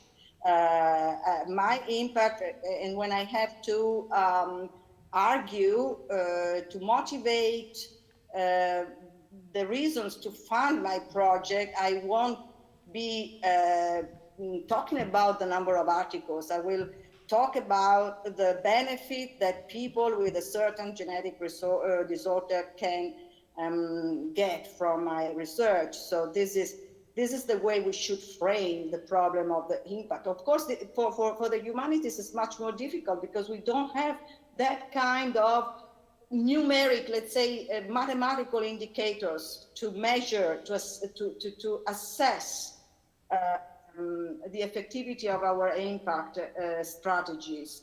I mean, we don't have, for example, it's difficult for us to have something like, if I am a genetic engineer, I can say there are so many people with this kind of genetic disorder. I cannot, it's very much more difficult for us to make up a number, to make up numbers for what we, and but at the same time, I think we should work more, we should think more of arguments and how to frame the problem of impact in the humanities. And I think that certainly, and I think this has emerged in all your interventions, the stakeholder segments, the stakeholder segment represented by the students, and in general the academic environment, that is something that we should really take very seriously, because through what we teach, that is certainly something that we can argue makes an impact. And we should learn, we should work more to create frameworks, to channel our research into teaching, into our learning activities, and of course using our research to innovate the way we teach. And I will just stop here because we're so late. Thank you. Okay, thank you very much, Monica. Yeah, we are a bit late, so Valentina kindly offered to not do her last round of discussion, but let me steal another minute just to thank very much Francesco Pitassio, Simon Poppel, Massimo Scaglioni, Monica Dall'Asta, and Valentina Re for this very interesting, fruitful, and promising discussion that we could and have to definitely continue even after the final moments of the DETECT project and of all the other projects we have talked about. Now let's jump to the final moment of the DETECT conference. We have 10 minutes break, and then we will be back here again with the Screenwriting Awards ceremony. Thank you once again to all the speakers and all who listen this afternoon to this roundtable. Thank you. Thank you. Thank you.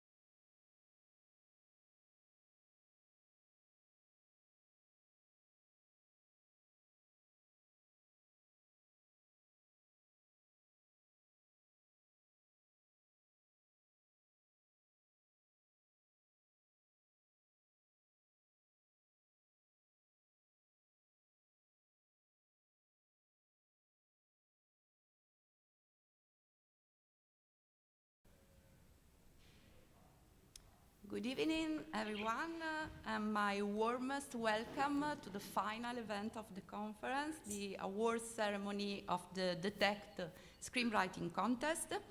To begin, I would like to express my congratulations to the 10 semi-finalists and to thank all the participants for their essential contribution to the success of this initiative.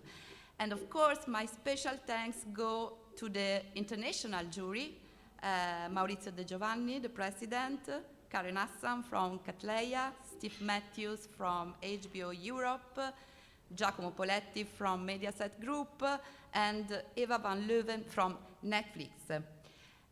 Now, to get into the details of the screenwriting contest, it is with great pleasure that I give the floor to Ben Harris, who has coordinated the contest on behalf of Serialize, Europe's premier postgraduate training program for television writers and producers. So I ask if Ben can... Hi, thank you. Thank you so much. Hi, Ben. Thank you. Great to see everybody. Hi, Valentina. Hi, Ben. Hi. Thank you for the kind words, Valentina. Yeah, it's great to be here, and it's great to see you all. Even though I'm kind of have to look through two different screens to make sure that I see everybody. Yeah, it was very exciting. The contest really came out of a desire to bring the great insights generated by the research conducted by the Detects project back to the community, back to the industry, the practitioners who actually write the TV series. So it was, in a way, we were trying to figure out how to combine theory and practice here and really make something very concrete and practical for the folks writing. So the contest, what were we looking for? We were essentially looking for proposals for TV series in the crime genre for either broadcast or streaming services within a European context. The proposed show should push, the mandate was essentially to push the proposed show should push the genre in unexpected ways, using crime narratives to explore the richness and complexity of European society. So we were keen to reach out to writers who were professionals already working in the industry, but also those with a love for the genre, but not necessarily the means to be heard or seen in the traditional ways of scouting for material in the industry. So we cast a wide net across social media channels, and we actually got a really great response that we were rather overwhelmed by. So how did the contest work? So we essentially organized, we got all the submissions, which were 5-page proposals, so not scripts per se, but proposals on how a TV series could be made. So pitches essentially for new shows, crime shows. We got over 250 submissions that had to be read by somebody. So we actually organized 3 rounds of reviews. The first review was by a group of readers, professional TV writers and producers, who were looking for strong proposals, TV series proposals. And then the second review, which were the top 30 projects coming out of the first round, were then reviewed by the Detect scholars, a group of scholars specifically interested with an interest in TV series and an expertise here for crime series. And that group now made a short list of 5 projects that were then reviewed by our jury of industry professionals. So today we have invited the 10 semi-finalists, so which includes the 5 finalists. And the reason is that in addition to the jury award, which goes to the winner of the one of the 5 finalists, There will also be 2 further mentions that are awarded by the Detect Scholars and by the Student Assembly in Film and Theater Making at Link Campus University. All semifinalists and finalists are eligible for consideration for either of those 2 mentions. So shall we present the semifinalists? I believe we have some slides for that, or are we looking at the finalists? We're looking at the finalists. So let me briefly say who are the 5 semifinalists. We have Jacob Simnicki with Baltic Noir, Stephanie Eisenschenk with Dark Data, Samuel Jefferson with Disruptive, Sylvia Monique Blakely with Like a Family, and Ivan Pavlovich with Hotel Europa. These are the 5 semifinalists, and then the 5 finalists are, I don't know if I'm not sure, okay, that's the slide we were looking at right now. So the 5 finalists are Harry Ariotis with Red Planet Blues, Carsten Jäger with Silver Ghost, Francesco Meningini and Leonora Sartori with Wasteland, Eva Steck with Margerdo, and Benedict Todd with Sun City. So before we announce the special mentions and the jury prize winner, I'll turn it over to Valentina because we have a special treat now for everybody. Thank you very much, Ben, for sharing our experience with this brilliant initiative. We have just concluded a roundtable discussing what impact, social impact is in academic research in the field of humanities. And I believe that this contest with more than 200 submissions is social impact, is social involvement.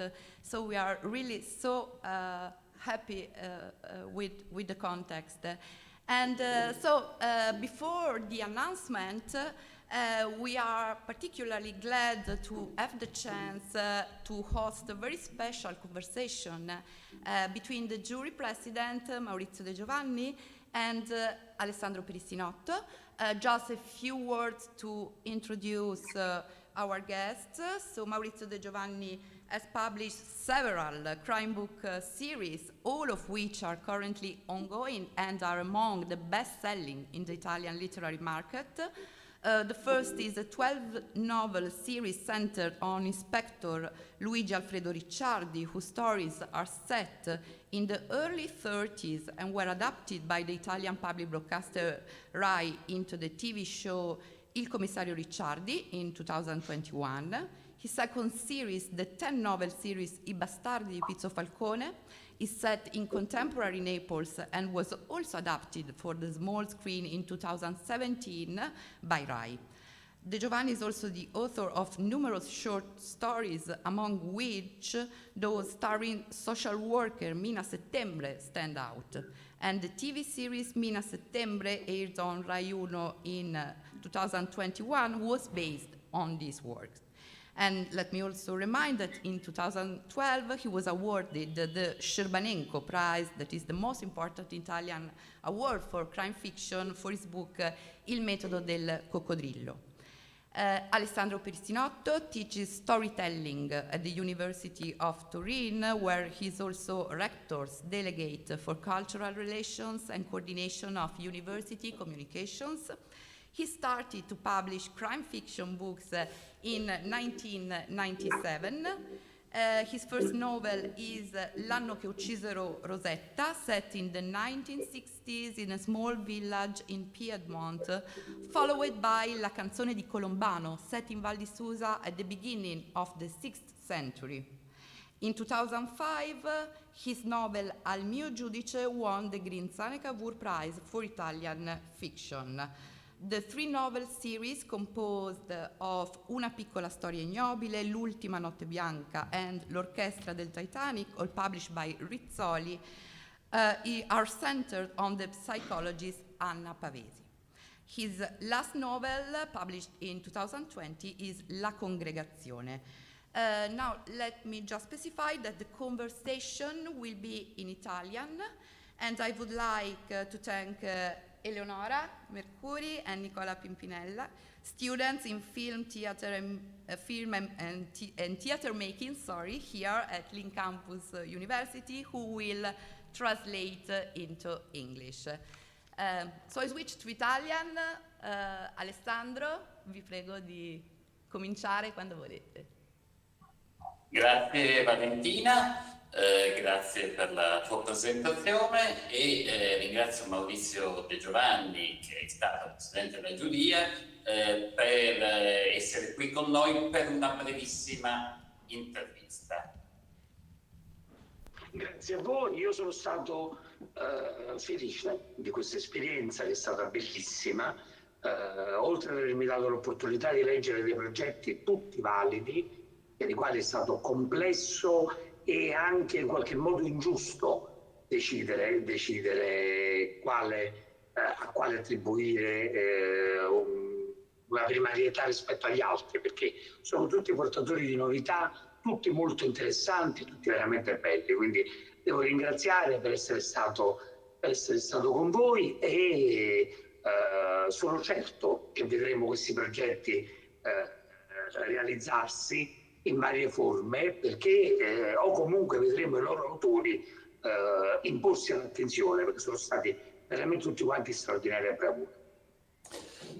Chiedo ai nostri interpreti se preferiscono che ci fermiamo al termine di una domanda e una risposta o se preferiscono che dopo un paio di frasi noi facciamo una piccola pausa per permettere loro di tradurre.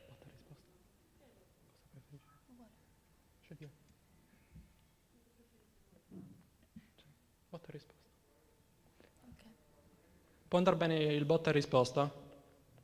Quindi completiamo una domanda e una risposta e poi voi fate la traduzione. Esatto. Benissimo.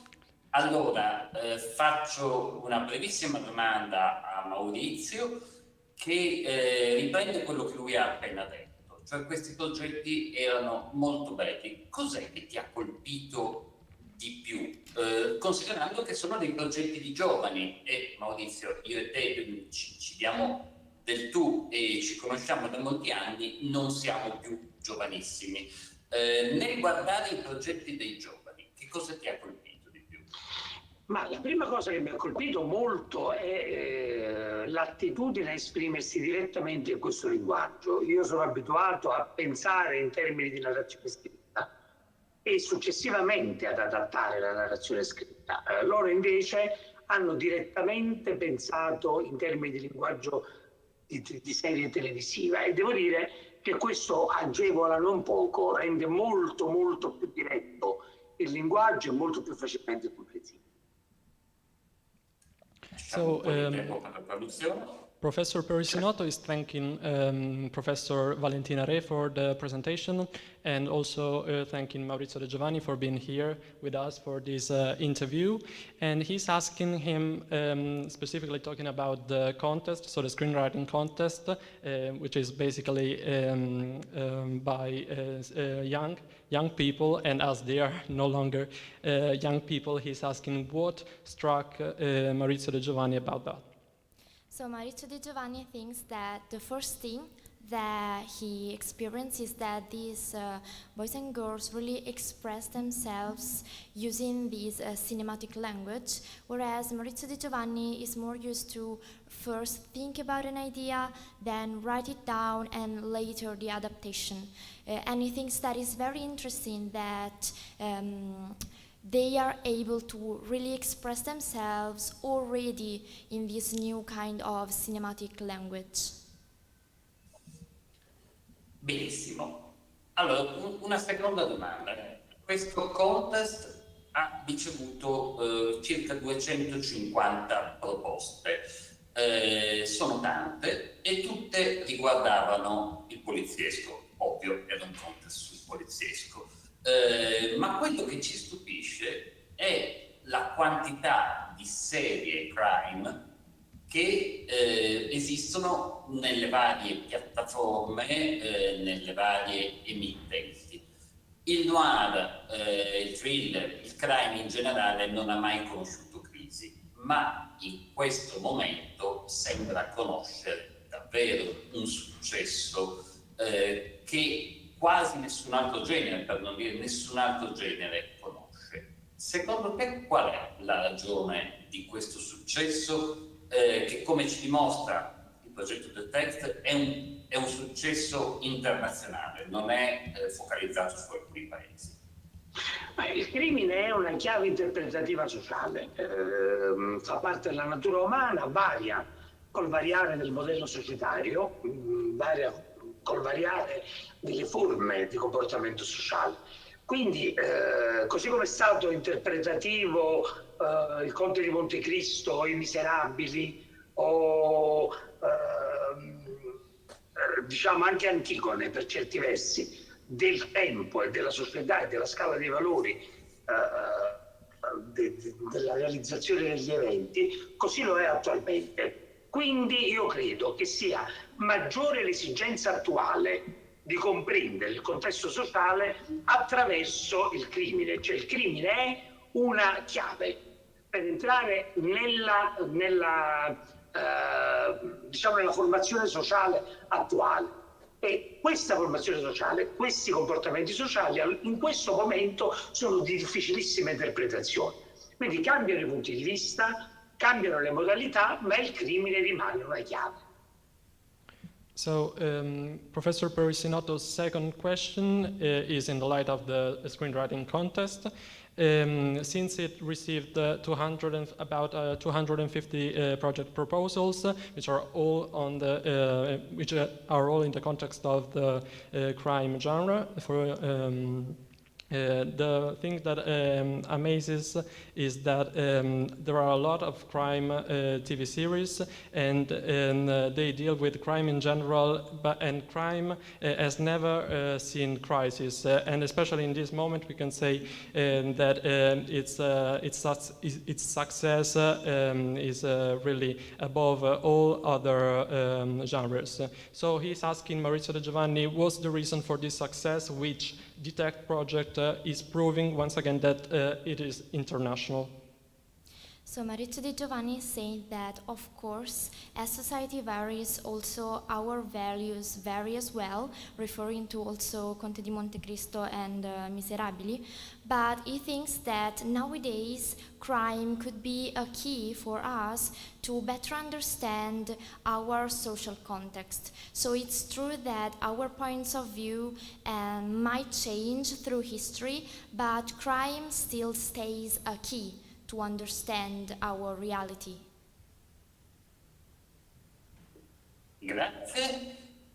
Allora, adesso vorrei entrare nel tuo ruolo di scrittore e poi di sceneggiatore, o per meglio dire di scrittore che ha contribuito alla sceneggiatura, al soggetto, al trattamento, alla trasformazione in serie delle proprie serie letterarie.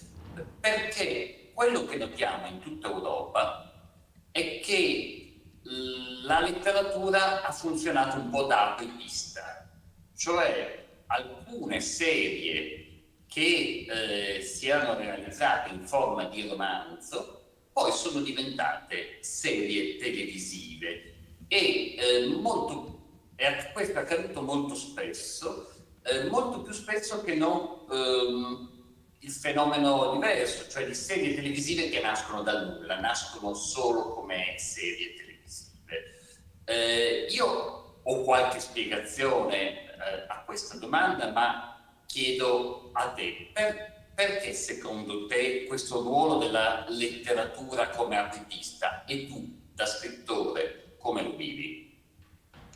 Ma guarda, io chiacchierando con i registi che hanno realizzato le serie tratte un po' dai miei romanzi, ho posto un po' la stessa domanda, no? E la risposta è sempre stata che un romanzo ha moltissime tinte, moltissimi livelli, moltissimi colori in più di quelli che servono rispetto alla realizzazione di una serie televisiva. La serie televisiva, le sceneggiature, sono in realtà una quota, una parte del romanzo. Avere a disposizione tanti altri spettri, tantissime altre condizioni da raccontare, è una cosa che agevola, è come avere a disposizione una serie di risorse che si possono utilizzare ma si possono anche non utilizzare. Quindi direi che la narrazione scritta abbia nel suo interno, contenga in qualche modo moltissime realtà che non necessariamente vengono poi viste nella serie televisiva, e sono gli approfondimenti soprattutto sulla psicologia dei personaggi. Quindi il romanzo è una risorsa ampia di cui si utilizza soltanto una parte. So Professor Perissinotto is willing to go deeper in the role of writer and then of writer who contributed to the adaptation and transformation of a literary series into a TV series, like in the case of Maurizio De Giovanni's work. This phenomenon actually is more common than the opposite phenomenon, or even the birth of a TV series as a TV series, and so without a literary, let's say, background. So he's asking why Maurizio De Giovanni thinks that literature is kind of leading the way, and how does he live that in the role of writer? So Maurizio De Giovanni is saying that talking to directors that created the TV series inspired from his novels, he actually asked these directors the exact same question. And the answer was that novels have many more nuances than a screenplay. So a screenplay is just a small part of a novel. So it's like having many resources, many different resources that you don't really have to use, but that you could possibly use. And so they're really going deep about character psychology, for example. So that's why they usually prefer novels as a base for screenplays for TV series. Grazie. Vorrei rimanere ancora sul tema del rapporto tra letteratura e serialità televisiva, perché in fondo la letteratura poliziesca, la letteratura di investigazione, ha un po' tracciato le coordinate per la serialità. Se pensiamo alle opere di Sir Arthur Conan Doyle, alle opere di Agatha Christie, cioè i personaggi seriali sembrano quasi essere stati inventati, non del tutto, perché c'è una serialità anche nel rapporto tra Odissea e tra Iliade e Odissea, ma nella letteratura dell'Ottocento e del Novecento il noir sembra inventare la serialità. Tra quelli che inventano la serialità prolungata c'è Georges Simenon con il commissario Maigret. Dall'opera di Simenon sono stati tratti moltissimi film, ma lui non si è quasi mai interessato delle realizzazioni filmiche. It's Ben Harris from the tech contest. Sorry. I'm good. I was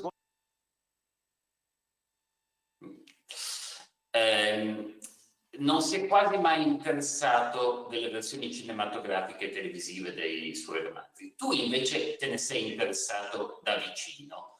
Che effetto fa? Ma io non sono uno che vada molto volentieri sul set, perché è un lavoro molto ripetitivo, molto tecnico, che diciamo è gratificante, certo, perché per un autore essere presente, però non è utile, io credo, ma è anche forse un po' imbarazzante per gli attori trovarsi in presenza di quello che ha inventato i personaggi. Credo che una serie televisiva abbia tantissime professionalità che esercitano legittimamente la propria autonomia creativa. Un regista, lo scenografo, il direttore della fotografia, gli attori stessi, la costumista, è tutta gente che reinventa la storia. Reinventare la storia significa inevitabilmente allontanarla un po' da quella che è stata l'originale immaginazione dell'autore. Se si accetta questo, si deve accettare anche l'esercizio di queste autonomie. Se si accetta l'esercizio di questa autonomia, allora diventa un bel lavoro di squadra, molto divertente e molto interessante, come sempre il lavoro di squadra è più divertente e interessante del lavoro individuale. Quindi io mi godo la diversità, mi godo la differenziazione, mi godo l'allontanamento, mi godo il tradimento. Sono testimone di questo tradimento della mia storia e ne sono lieto, perché diventa un'opera altra che mantiene la filiazione con l'originale, ma che ha una nuova individualità. So, Professor Perissinotto is wants to stay on the topic of the relationship between literature and seriality in television, because at the end of the day, literature and crime literature kind of set the coordinates for seriality. If we think about Arthur Conan Doyle or Agatha Christie as well, serial characters seem to come from their work, even if we have to mention as well the Iliad and Odyssey in ancient times. But in the 20th century, noir seemed to become the new seriality. If we think, for instance, about Simenon and his Inspector Maigret, from which a lot of movies and other adaptations came, but Simenon never got interested in those adaptations, whereas Maurizio De Giovanni has. And so Professor Perissinotto is asking what effect does he do on him? So Maurizio De Giovanni is saying that actually he doesn't often go where they are shooting the TV series from his books, because he thinks that maybe it's embarrassing for the actors, but he actually thinks that TV series are very interesting in the way that they have many different roles, as we know, like director or director of photography or costume designers and so on. And all of these people actually, they recreate the story in a way. And so he's very interested and fascinated by the group work that creates around the TV series. And so actually the story changes, gets a new identity, still is the same story, but in a way it becomes something else. And so he thinks that is very interesting. Io giungerei all'ultima domanda, perché questa nostra intervista precede un momento molto importante, quello in cui si dice the winner is, per cui ci saranno molte persone che staranno fremendo. E non vedono l'ora che smettiamo di chiacchierare. Insomma. E non vedono l'ora che vengano pronunciate le fatidiche parole. Quindi ti chiederei di fare una domanda doppia. Da un certo punto di vista, le piattaforme di streaming hanno reso molto più internazionale il contesto delle serie televisive, per cui non solo tutti guardano le stesse serie, ma le realtà di singoli paesi vengono proposte in tutto il mondo, cosa che fino a 3 o 4 anni fa non avveniva. E ancora una volta, ma questo lo dicevi già all'inizio, il crimine sembra essere il terreno sul quale è più facile incontrarsi per capire un mondo che magari non conosciamo. Dai paesi baltici alla Spagna della Casa di Carta, ci sembra di capire attraverso il crimine. Vorrei ricordarlo al pubblico che ci segue magari da altri paesi europei, che l'Italia è un paese molto differenziato al suo interno. Tra me e Maurizio De Giovanni ci sono 881 km di distanza, ci separa la fede calcistica, ci separano molte cose, ci unisce una lunga amicizia, ma, e qui arrivo alla domanda, il poliziesco italiano nasce con la città di Napoli, secondo me. Il cappello del prete, scritto da Emilio De Marchi nella seconda metà dell'Ottocento, è il primo vero romanzo poliziesco compiuto. I romanzi di Maurizio De Giovanni portano in tutto il mondo Napoli. Com'è che effetto fa presentare Napoli sotto questo aspetto, che non è l'aspetto più conosciuto, perché nei racconti di Maurizio non c'è la Napoli da cartolina. Come portare la propria città, in una città speciale come Napoli, in giro per il mondo, e addirittura un quartiere speciale come Piazza Falcone in giro per il mondo? Ma una domanda bellissima, come del resto d'abitudine quando chiacchieriamo con te. E io raccomanderei alla cara Valentina di organizzare quanto prima uno di questi meravigliosi seminari, una bella chiacchierata su questo argomento, perché sono convinto che sarebbe di grandissimo interesse per gli studenti. La verità è questa: le serie televisive sono diventate un territorio all'improvviso, molto velocemente, un territorio nuovo. Basti vedere il livello medio degli attori che recitano adesso nelle serie televisive. Era impensabile fino a 10 anni fa, direi che Lo Spartiacque è stata la prima serie di True Detective, dove Woody Harrelson e Matthew McConaughey, se non sbaglio, hanno dato luogo a una serie che veramente è stata cardinale come inizio, cruciale per l'inizio della nuova narrativa, e da allora tutti i grandi attori, tutti i più grandi attori hanno scelto di esprimersi nelle serie televisive. Prima erano gli attori a fine carriera che arrivavano alle serie televisive, se ti ricordi. Non c'era, come adesso invece, un vantaggio enorme nelle prime serie televisive. Quindi adesso la serie televisiva è diventata il linguaggio primario.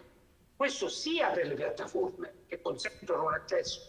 Diciamo che la pandemia ha anche accelerato questo processo, perché costringendo a tazza le persone, la serie televisiva è diventata più del film, un grande momento di aggregazione anche familiare. Quindi diciamo prima di tutto che le serie televisive oggi, viste oggi, analizzate oggi, hanno un'importanza radicalmente diversa a quelle che avevano 5-10 anni fa.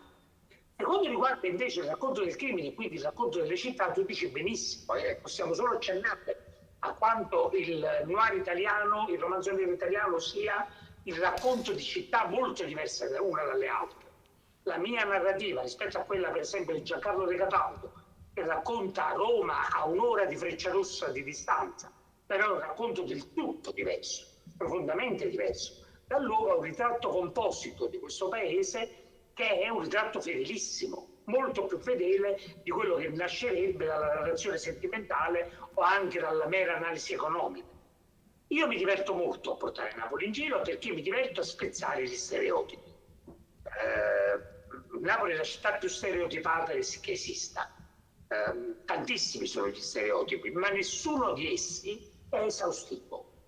Tutti sono parziali, sono tutti veri e conviventi e coesistenti sullo stesso territorio, ma parziali. Spezzare questi stereotipi e raccontare una città dal punto di vista del sentimento e del crimine, che è l'alterazione del sentimento, è molto divertente e molto molto gratificante. So we are approaching to the final question of this interview before the final moment of the winner is. So, just a last reflection on the streaming platforms that now internationalize even more the context of TV series, and for this reason we all watch the same series, but actually realities of single countries are in this way also promoted all over the world. And once again, crime genre and crime fiction seem to be the perfect means to meet and try to understand a world that few people know. For instance, the Scandinavian countries of Nordic noir, but also the Spanish context, for instance, of Money Heist, La Casa de Papel. we have also to remind that Italy is a highly and internationally differentiated country. For instance, there are between Maurizio De Giovanni and Professor Perissinotto 881 kilometers. And even if the Italian noir, Italian crime fiction was born conventionally with, in the city of Naples with Emilio De Marchi's Il Cappello del Prete, which was published in 1888. So that is regarded as the first crime novel in Italy about the city of Naples. And in fact, Maurizio De Giovanni is bringing Naples all over the world. So the question is about the effect that this aspect of bringing a city like Naples, but not in the picture perfect, let's say, like a postcard depiction that we are used to, which reminds stereotypes. So how is to bring a village like Pizzo Falcone, for instance, on the small screen all over the world? Well, that was a wonderful question according to Maurizio De Giovanni, and he also says that he would like to actually organize a seminar on this topic because it's so crucial to him to talk about this. And he believes that TV series have very quickly became such a new territory than they were 10 years ago. For instance, he believes that the first True Detective series really was crucial for the start of a new era, let's say, for TV series narration. All the great actors now express themselves also through TV series, which was not the norm before. And so also due to the pandemic, TV series became as important as movies, if not more important than movies. So now TV series have an importance that they never had before. Also, Italian noir actually is quite diverse in the territory. It's not the same thing to tell a story that is set in Naples or a story that is set in Rome, of course. And that's because it's also on the peculiarity of the narrator. So, for example, he enjoys talking about Naples to break stereotypes. We know that there are many stereotypes surrounding the city of Naples, but he believes that these stereotypes are true but are partial. So he thinks that by breaking the stereotypes, we can talk about Naples from a crime and also a feelings point of view. So this is a new way of viewing the city of Naples by breaking stereotypes. Allora io concluderei ringraziando Maurizio De Giovanni che in questa intervista ci ha confermato che scegliere lui come presidente di giuria era la scelta giusta, perché non solo sa come si scrivono i polizieschi, ma sa anche perché si scrivono così, e questo è molto importante. Permettetemi di ringraziare anche i nostri due interpreti, li metto in difficoltà perché poi dovranno tradurre questi ringraziamenti, ringraziarli per la loro assoluta fedeltà, per la capacità di trovare la data di pubblicazione del Cappello del Prete, esatto, che io non avevo detto, e quindi davvero grazie a Valentina Re e a tutto il progetto Detect, e vinca il migliore. Mi unisco ai ringraziamenti di Alessandro, erano stati già bravissimi l'altra volta, gli interpreti lo sono stati di nuovo in perfetta continuità. Grazie a voi e ringrazio tanto per esserci stato, io mi sono divertito moltissimo. So, Professor Perissinotto is thanking Maurizio De Giovanni for the very nice interview, which confirmed once again that it was the right choice to choose him as the jury president, because he knows why crime fiction is the way it is. He's also thanking us as translators, and we thank you. And he's thanking also Detect for the opportunity and Professor Valentina Re. Also, De Giovanni is joining in thanking everyone, thanking us translators, and also thanking everyone for inviting him and for being able to take part in this project, which for him was such a great experience. I miei ringraziamenti in italiano di nuovo a Maurizio De Giovanni e ad Alessandro Perissinotto per questa splendida, ricca chiacchierata che spero di cuore potremo proseguire in altre occasioni. So thank you very much again to our jury president Maurizio De Giovanni and Alessandro Perissinotto.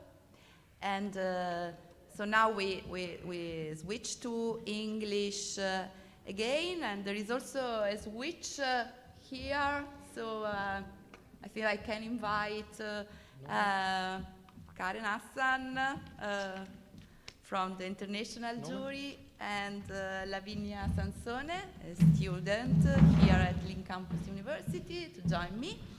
And but I'm calling again Ben Harris. Ben, now I think we have met the jury president. Now, Ben, it's your turn to get some impressions and remarks by the other jury members.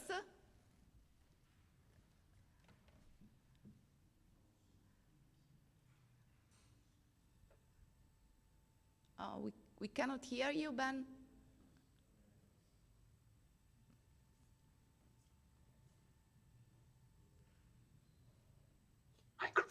There it is. Okay, excellent. Hi, sorry about that. Yes, I'm excited to.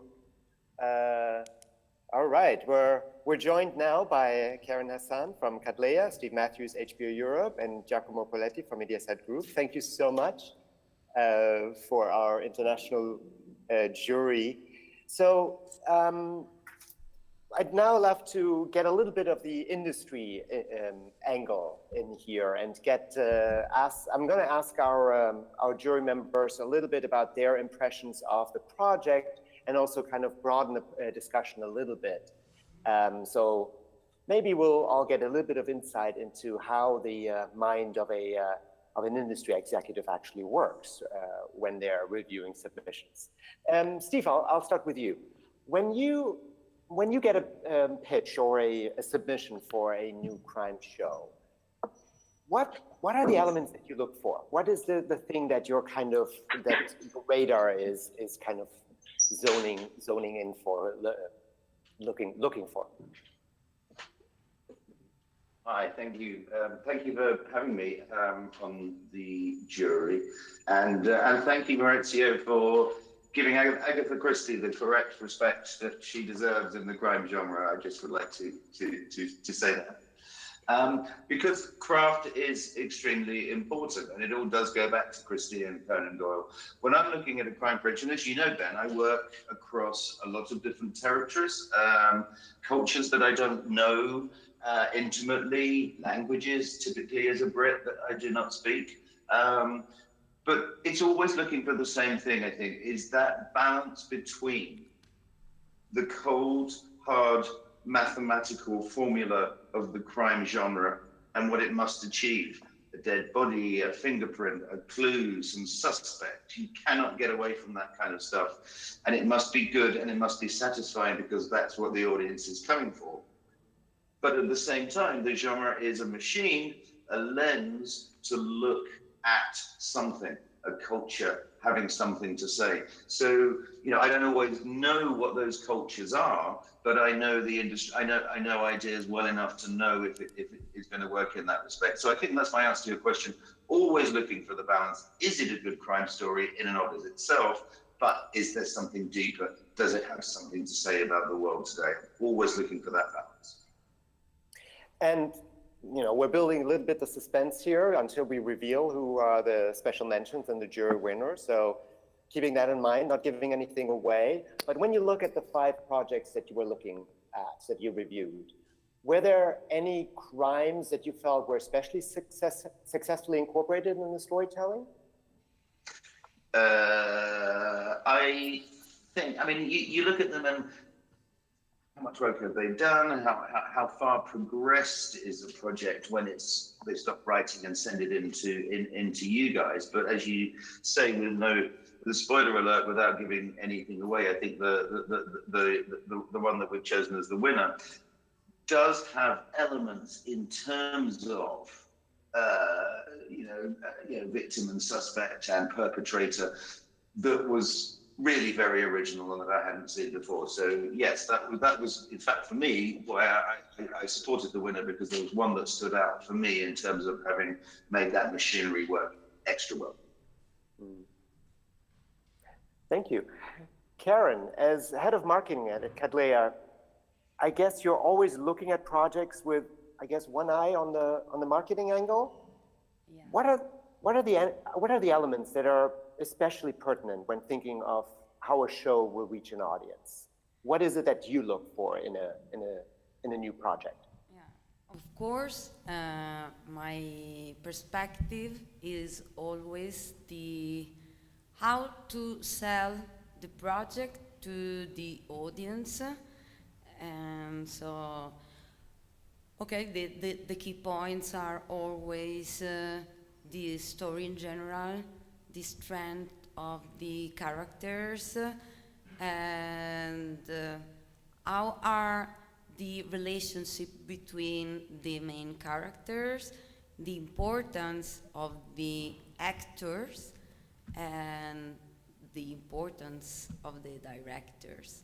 So I think that we have two different lines, and the one is the plot and all the relationship between the characters, and then the name of the interpreters and the directors, because as we all know,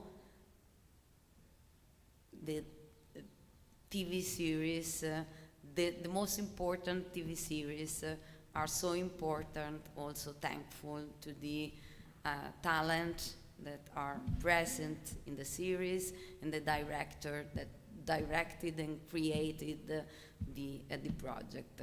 And of course, it's very, very important also the name of the screenwriters. And for this reason, let me to thank the Professor Valentina Re, you, Ben, the president of the jury, and the other members of the jury for this great and amazing experience. And I had the chance to learn a lot and to have a lot of fun. So thank you very much for this experience. Well, thank you. Thank you for doing this, and it was great to have you. When you think about the 5 projects that you read, were there any concepts or visuals or something that really stuck out to you where you thought, yeah, I can see the poster for this, I can see the trailer? Are there moments? And maybe also, what kind of tip could you give young writers in thinking about those elements, incorporating them into their pitching, into their proposals in the future? Yeah, thanks, Ben, for this question, because when I read a screenplay or a teleplay, the first thing I thinking about is the asset, the main assets, so the trailer and the key art. And in 5 minutes, I can visualize the key art and the trailer of the script. And what I felt in reading the 5 finalist projects are that they are all full of creativity, and for each one I can imagine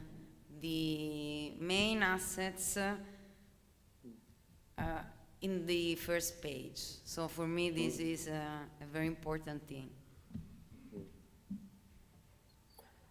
And when you think about how important is diversity these days in storytelling, but also in the marketing of projects? Is that an element, the diversity of the cast, of the characters, and so on, or is that not as important still or yet? Or? No.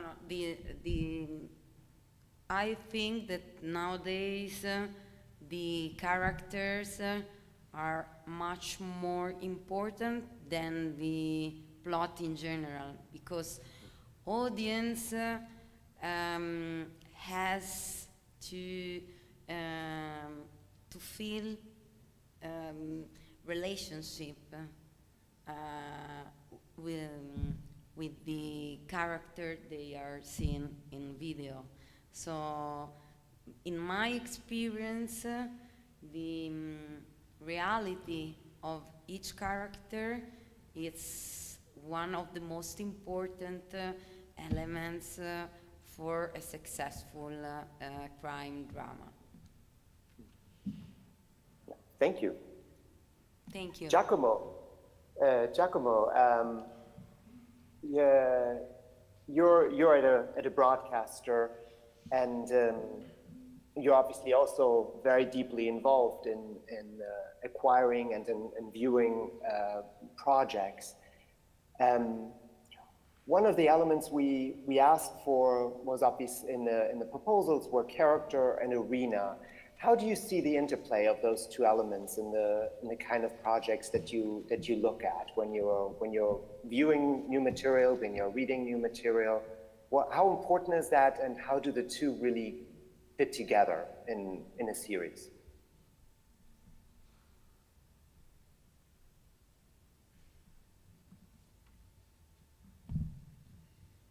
I think you're muted. Oh, we cannot hear you? I think we cannot hear you. Yeah.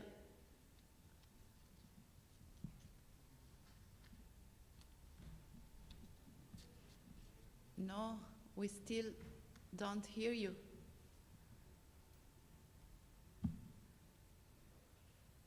It was working. Okay. Well, now we you can are hear you. here. Thanks. It was working before, so it was surprised. So now I would think that I'm looking on from the perspective of a mainstream broadcaster. So the key element of a show must be, I would say, very straightforward. So everything, must be potentially summarized by a good log line in order for you to make your audience very well aware from the very beginning of what you're talking about. Of course, the two elements you mentioned, character and arena, are really key as far as they are in some way recognizable from a mainstream audience. So, and how they interact, of course, is key in terms of creating the reality, the originality of the specific, project that we are looking into.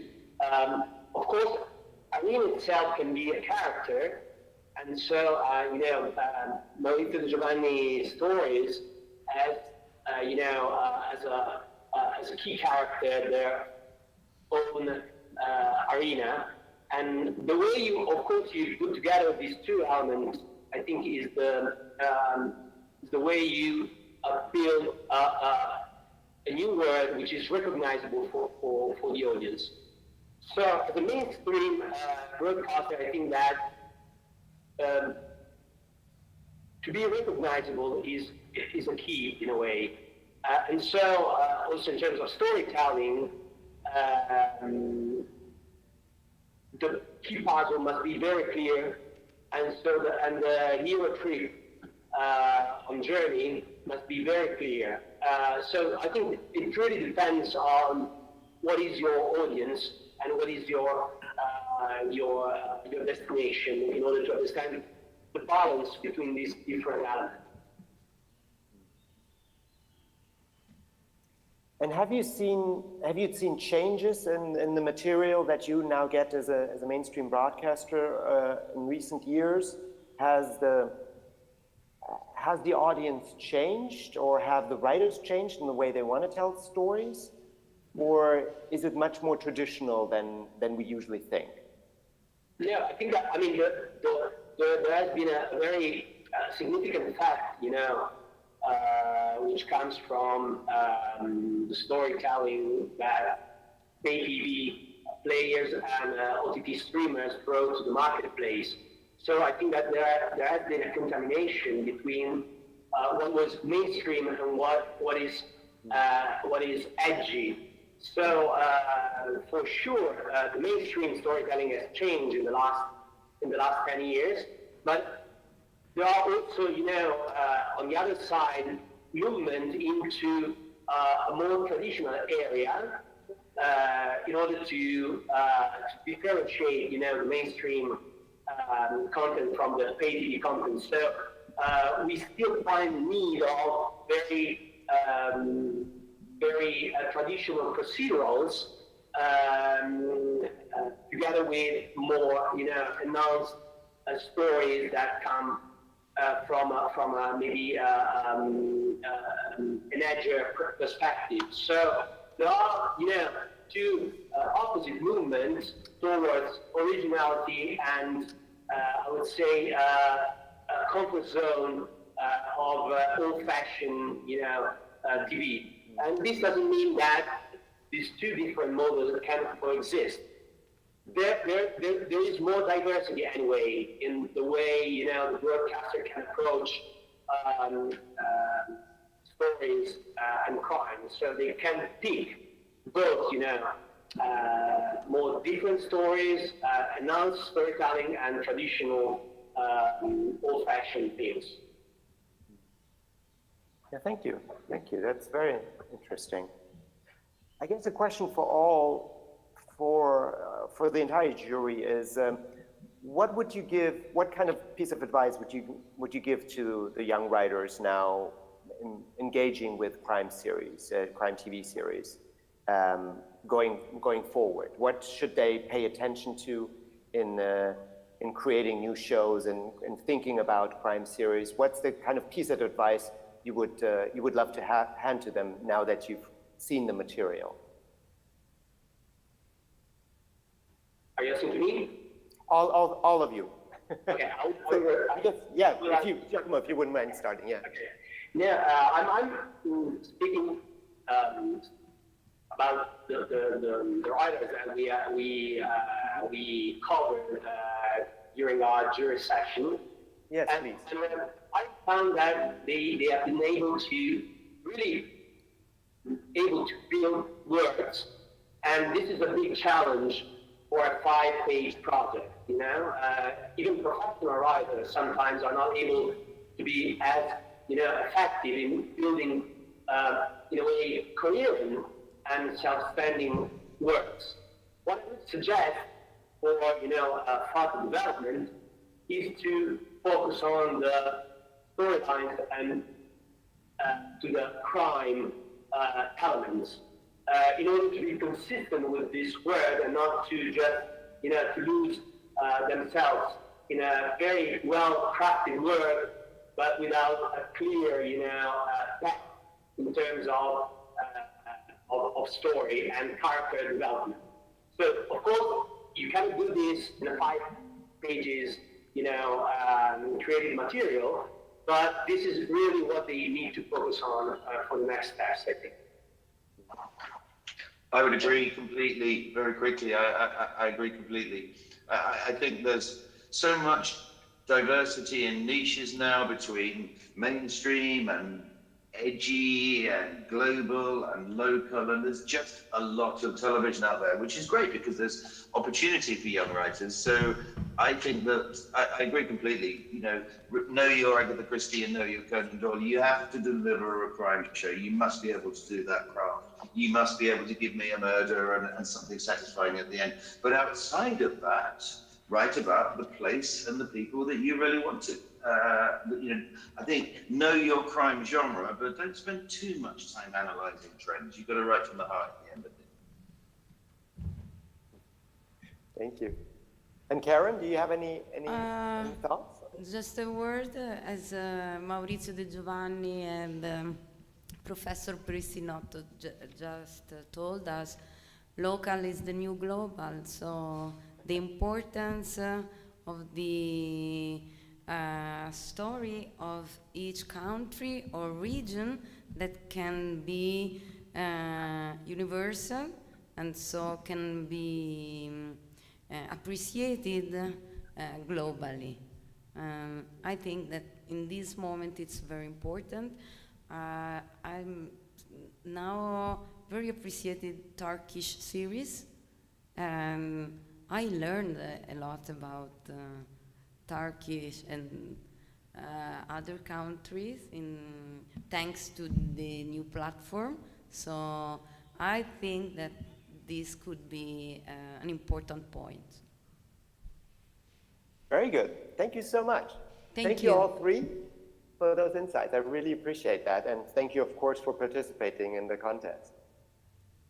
Okay, thank you. And now, turn it over to Valentina. Yeah, thank you very much, Ben. I just wanted to ask, I see that Maurizio Di Giovanni is still there, if he also wants to provide a suggestion to the participants. We can translate him again.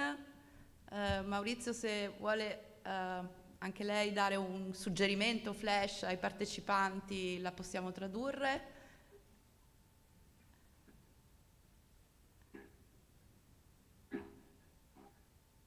Non la sentiamo adesso? Ok. Sì, Eccomi. adesso sì. Allora, io credo, sono convinto che ogni forma di suggerimento sia una forma di prevaricazione. Credo che vada lasciata assolutamente libera la creatività che hanno mostrato i partecipanti, mantenendo una peculiarità straordinaria e una singolarità assolutamente apprezzabile. Quindi non solo non credo che debbano aver bisogno di suggerimenti, ma anzi vadano fortemente invitati a mantenere un'individualità creativa così forte e così precisa. So he is convinced that the participants have demonstrated a singularity in their creativity. So he doesn't believe that suggestions are needed, but he hopes that they will maintain their individuality. Okay, so we continue in English, so thank you very much, Lavinia. This was not planned, so thank you. Very special thanks. And well, I think that now the time has come to finally announce the winners of the Detect Screenwriting contest. And as Ben mentioned at the beginning, there are two special mentions and the jury award. And so I think we can start with the first mention, just a few words, and then I give the floor to Lavinia for the announcement. This was a special mention for the best characters that has been assigned by the students from the degree in film and theater making here at Link Campus University. And so I just give the floor to Lavinia, who will announce the winner of this special mention and will share the motivation for this special mention, please. So the student jury awarded the prize for the project with the best character to Silver Ghost by Carsten Jäger. The main characters, Pef, a lesbian grease monkey, and Solo, a half-Asian print template manufacturer, do not conform to gender stereotypes and have the right characteristics to attract even a young audience that can identify with them. They act as a complementary duo and carry on the story by supporting each other. Both have a complicated past, and they clearly know the goal they want and must achieve to save those they love. The protagonists are well developed and show a complex and in some ways contradictory psychology that is well suited to the noir genre without falling into cliché. Their less virtuous sides, as well as their humanity, bring them closer to the viewer and help create empathy. Congratulations.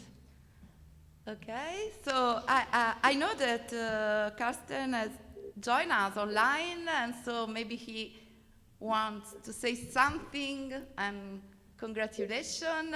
We are... Yeah. Oh, Can you hear me? Yes, we can. We can hear you. Okay.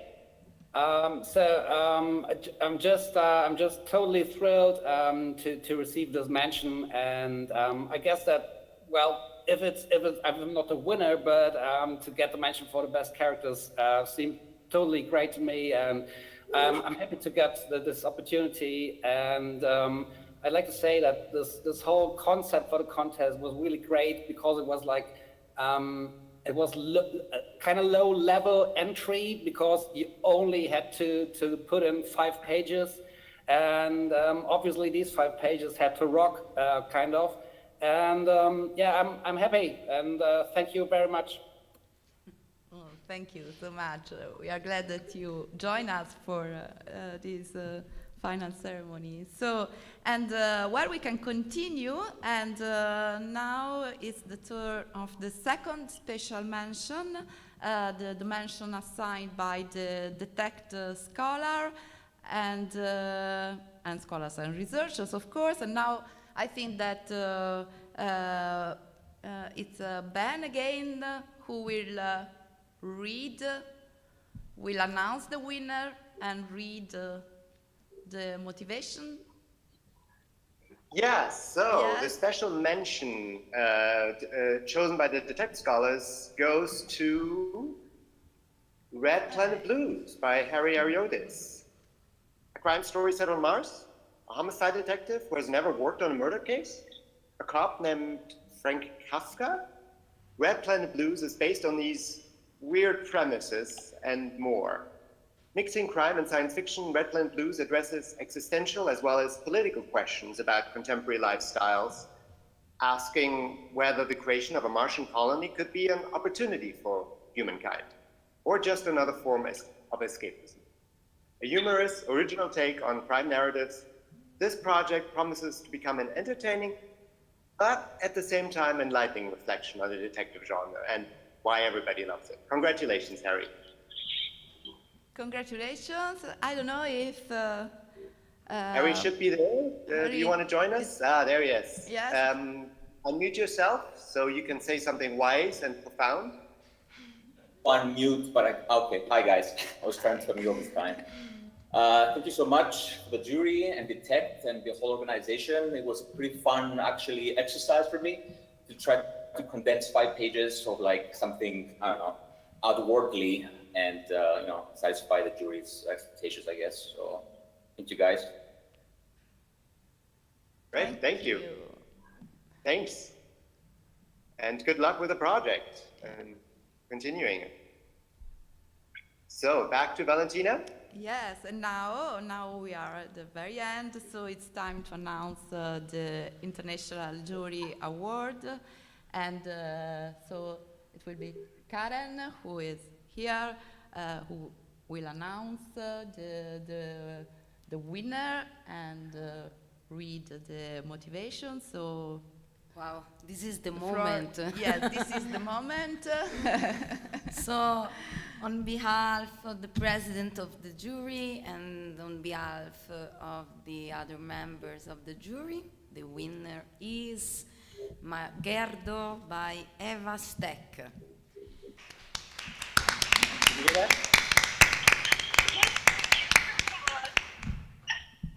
Magherdo. Yeah, do you want to say a couple of things? I've got Eva here on loudspeaker, so let's see if she wants to share with us this moment audibly. Yes, of course. Orally. Yes, of course. Can you? Yeah, go ahead. You're on loudspeaker.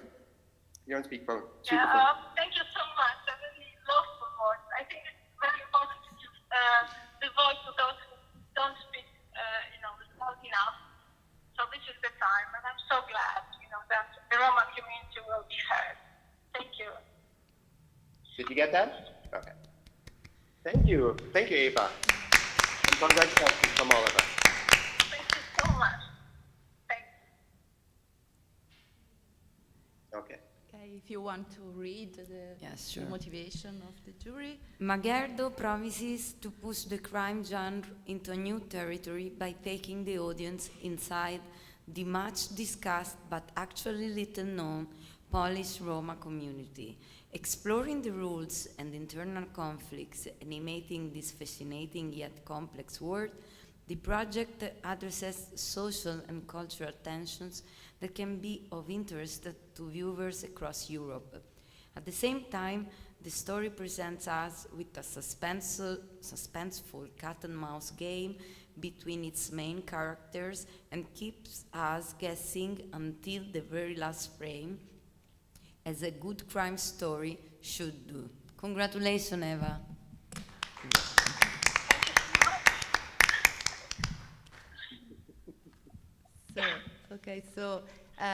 Well, I think this is the very conclusion of the entire Detect Final conference. That was a very beautiful moment. So I would like to thank again all the jury members, and I would like to thank again Ben Harris for his great work of coordination, but not only coordination, much more.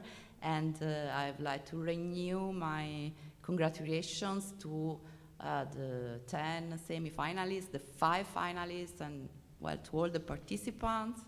That was really a success in our perspective to receive so many proposals, and so good proposals, so interesting. And so I think we can conclude, and congratulations again to the winners. And bye. Goodbye. Thank you. Bye. Thank you so much. Ciao, grazie a tutti. Ciao.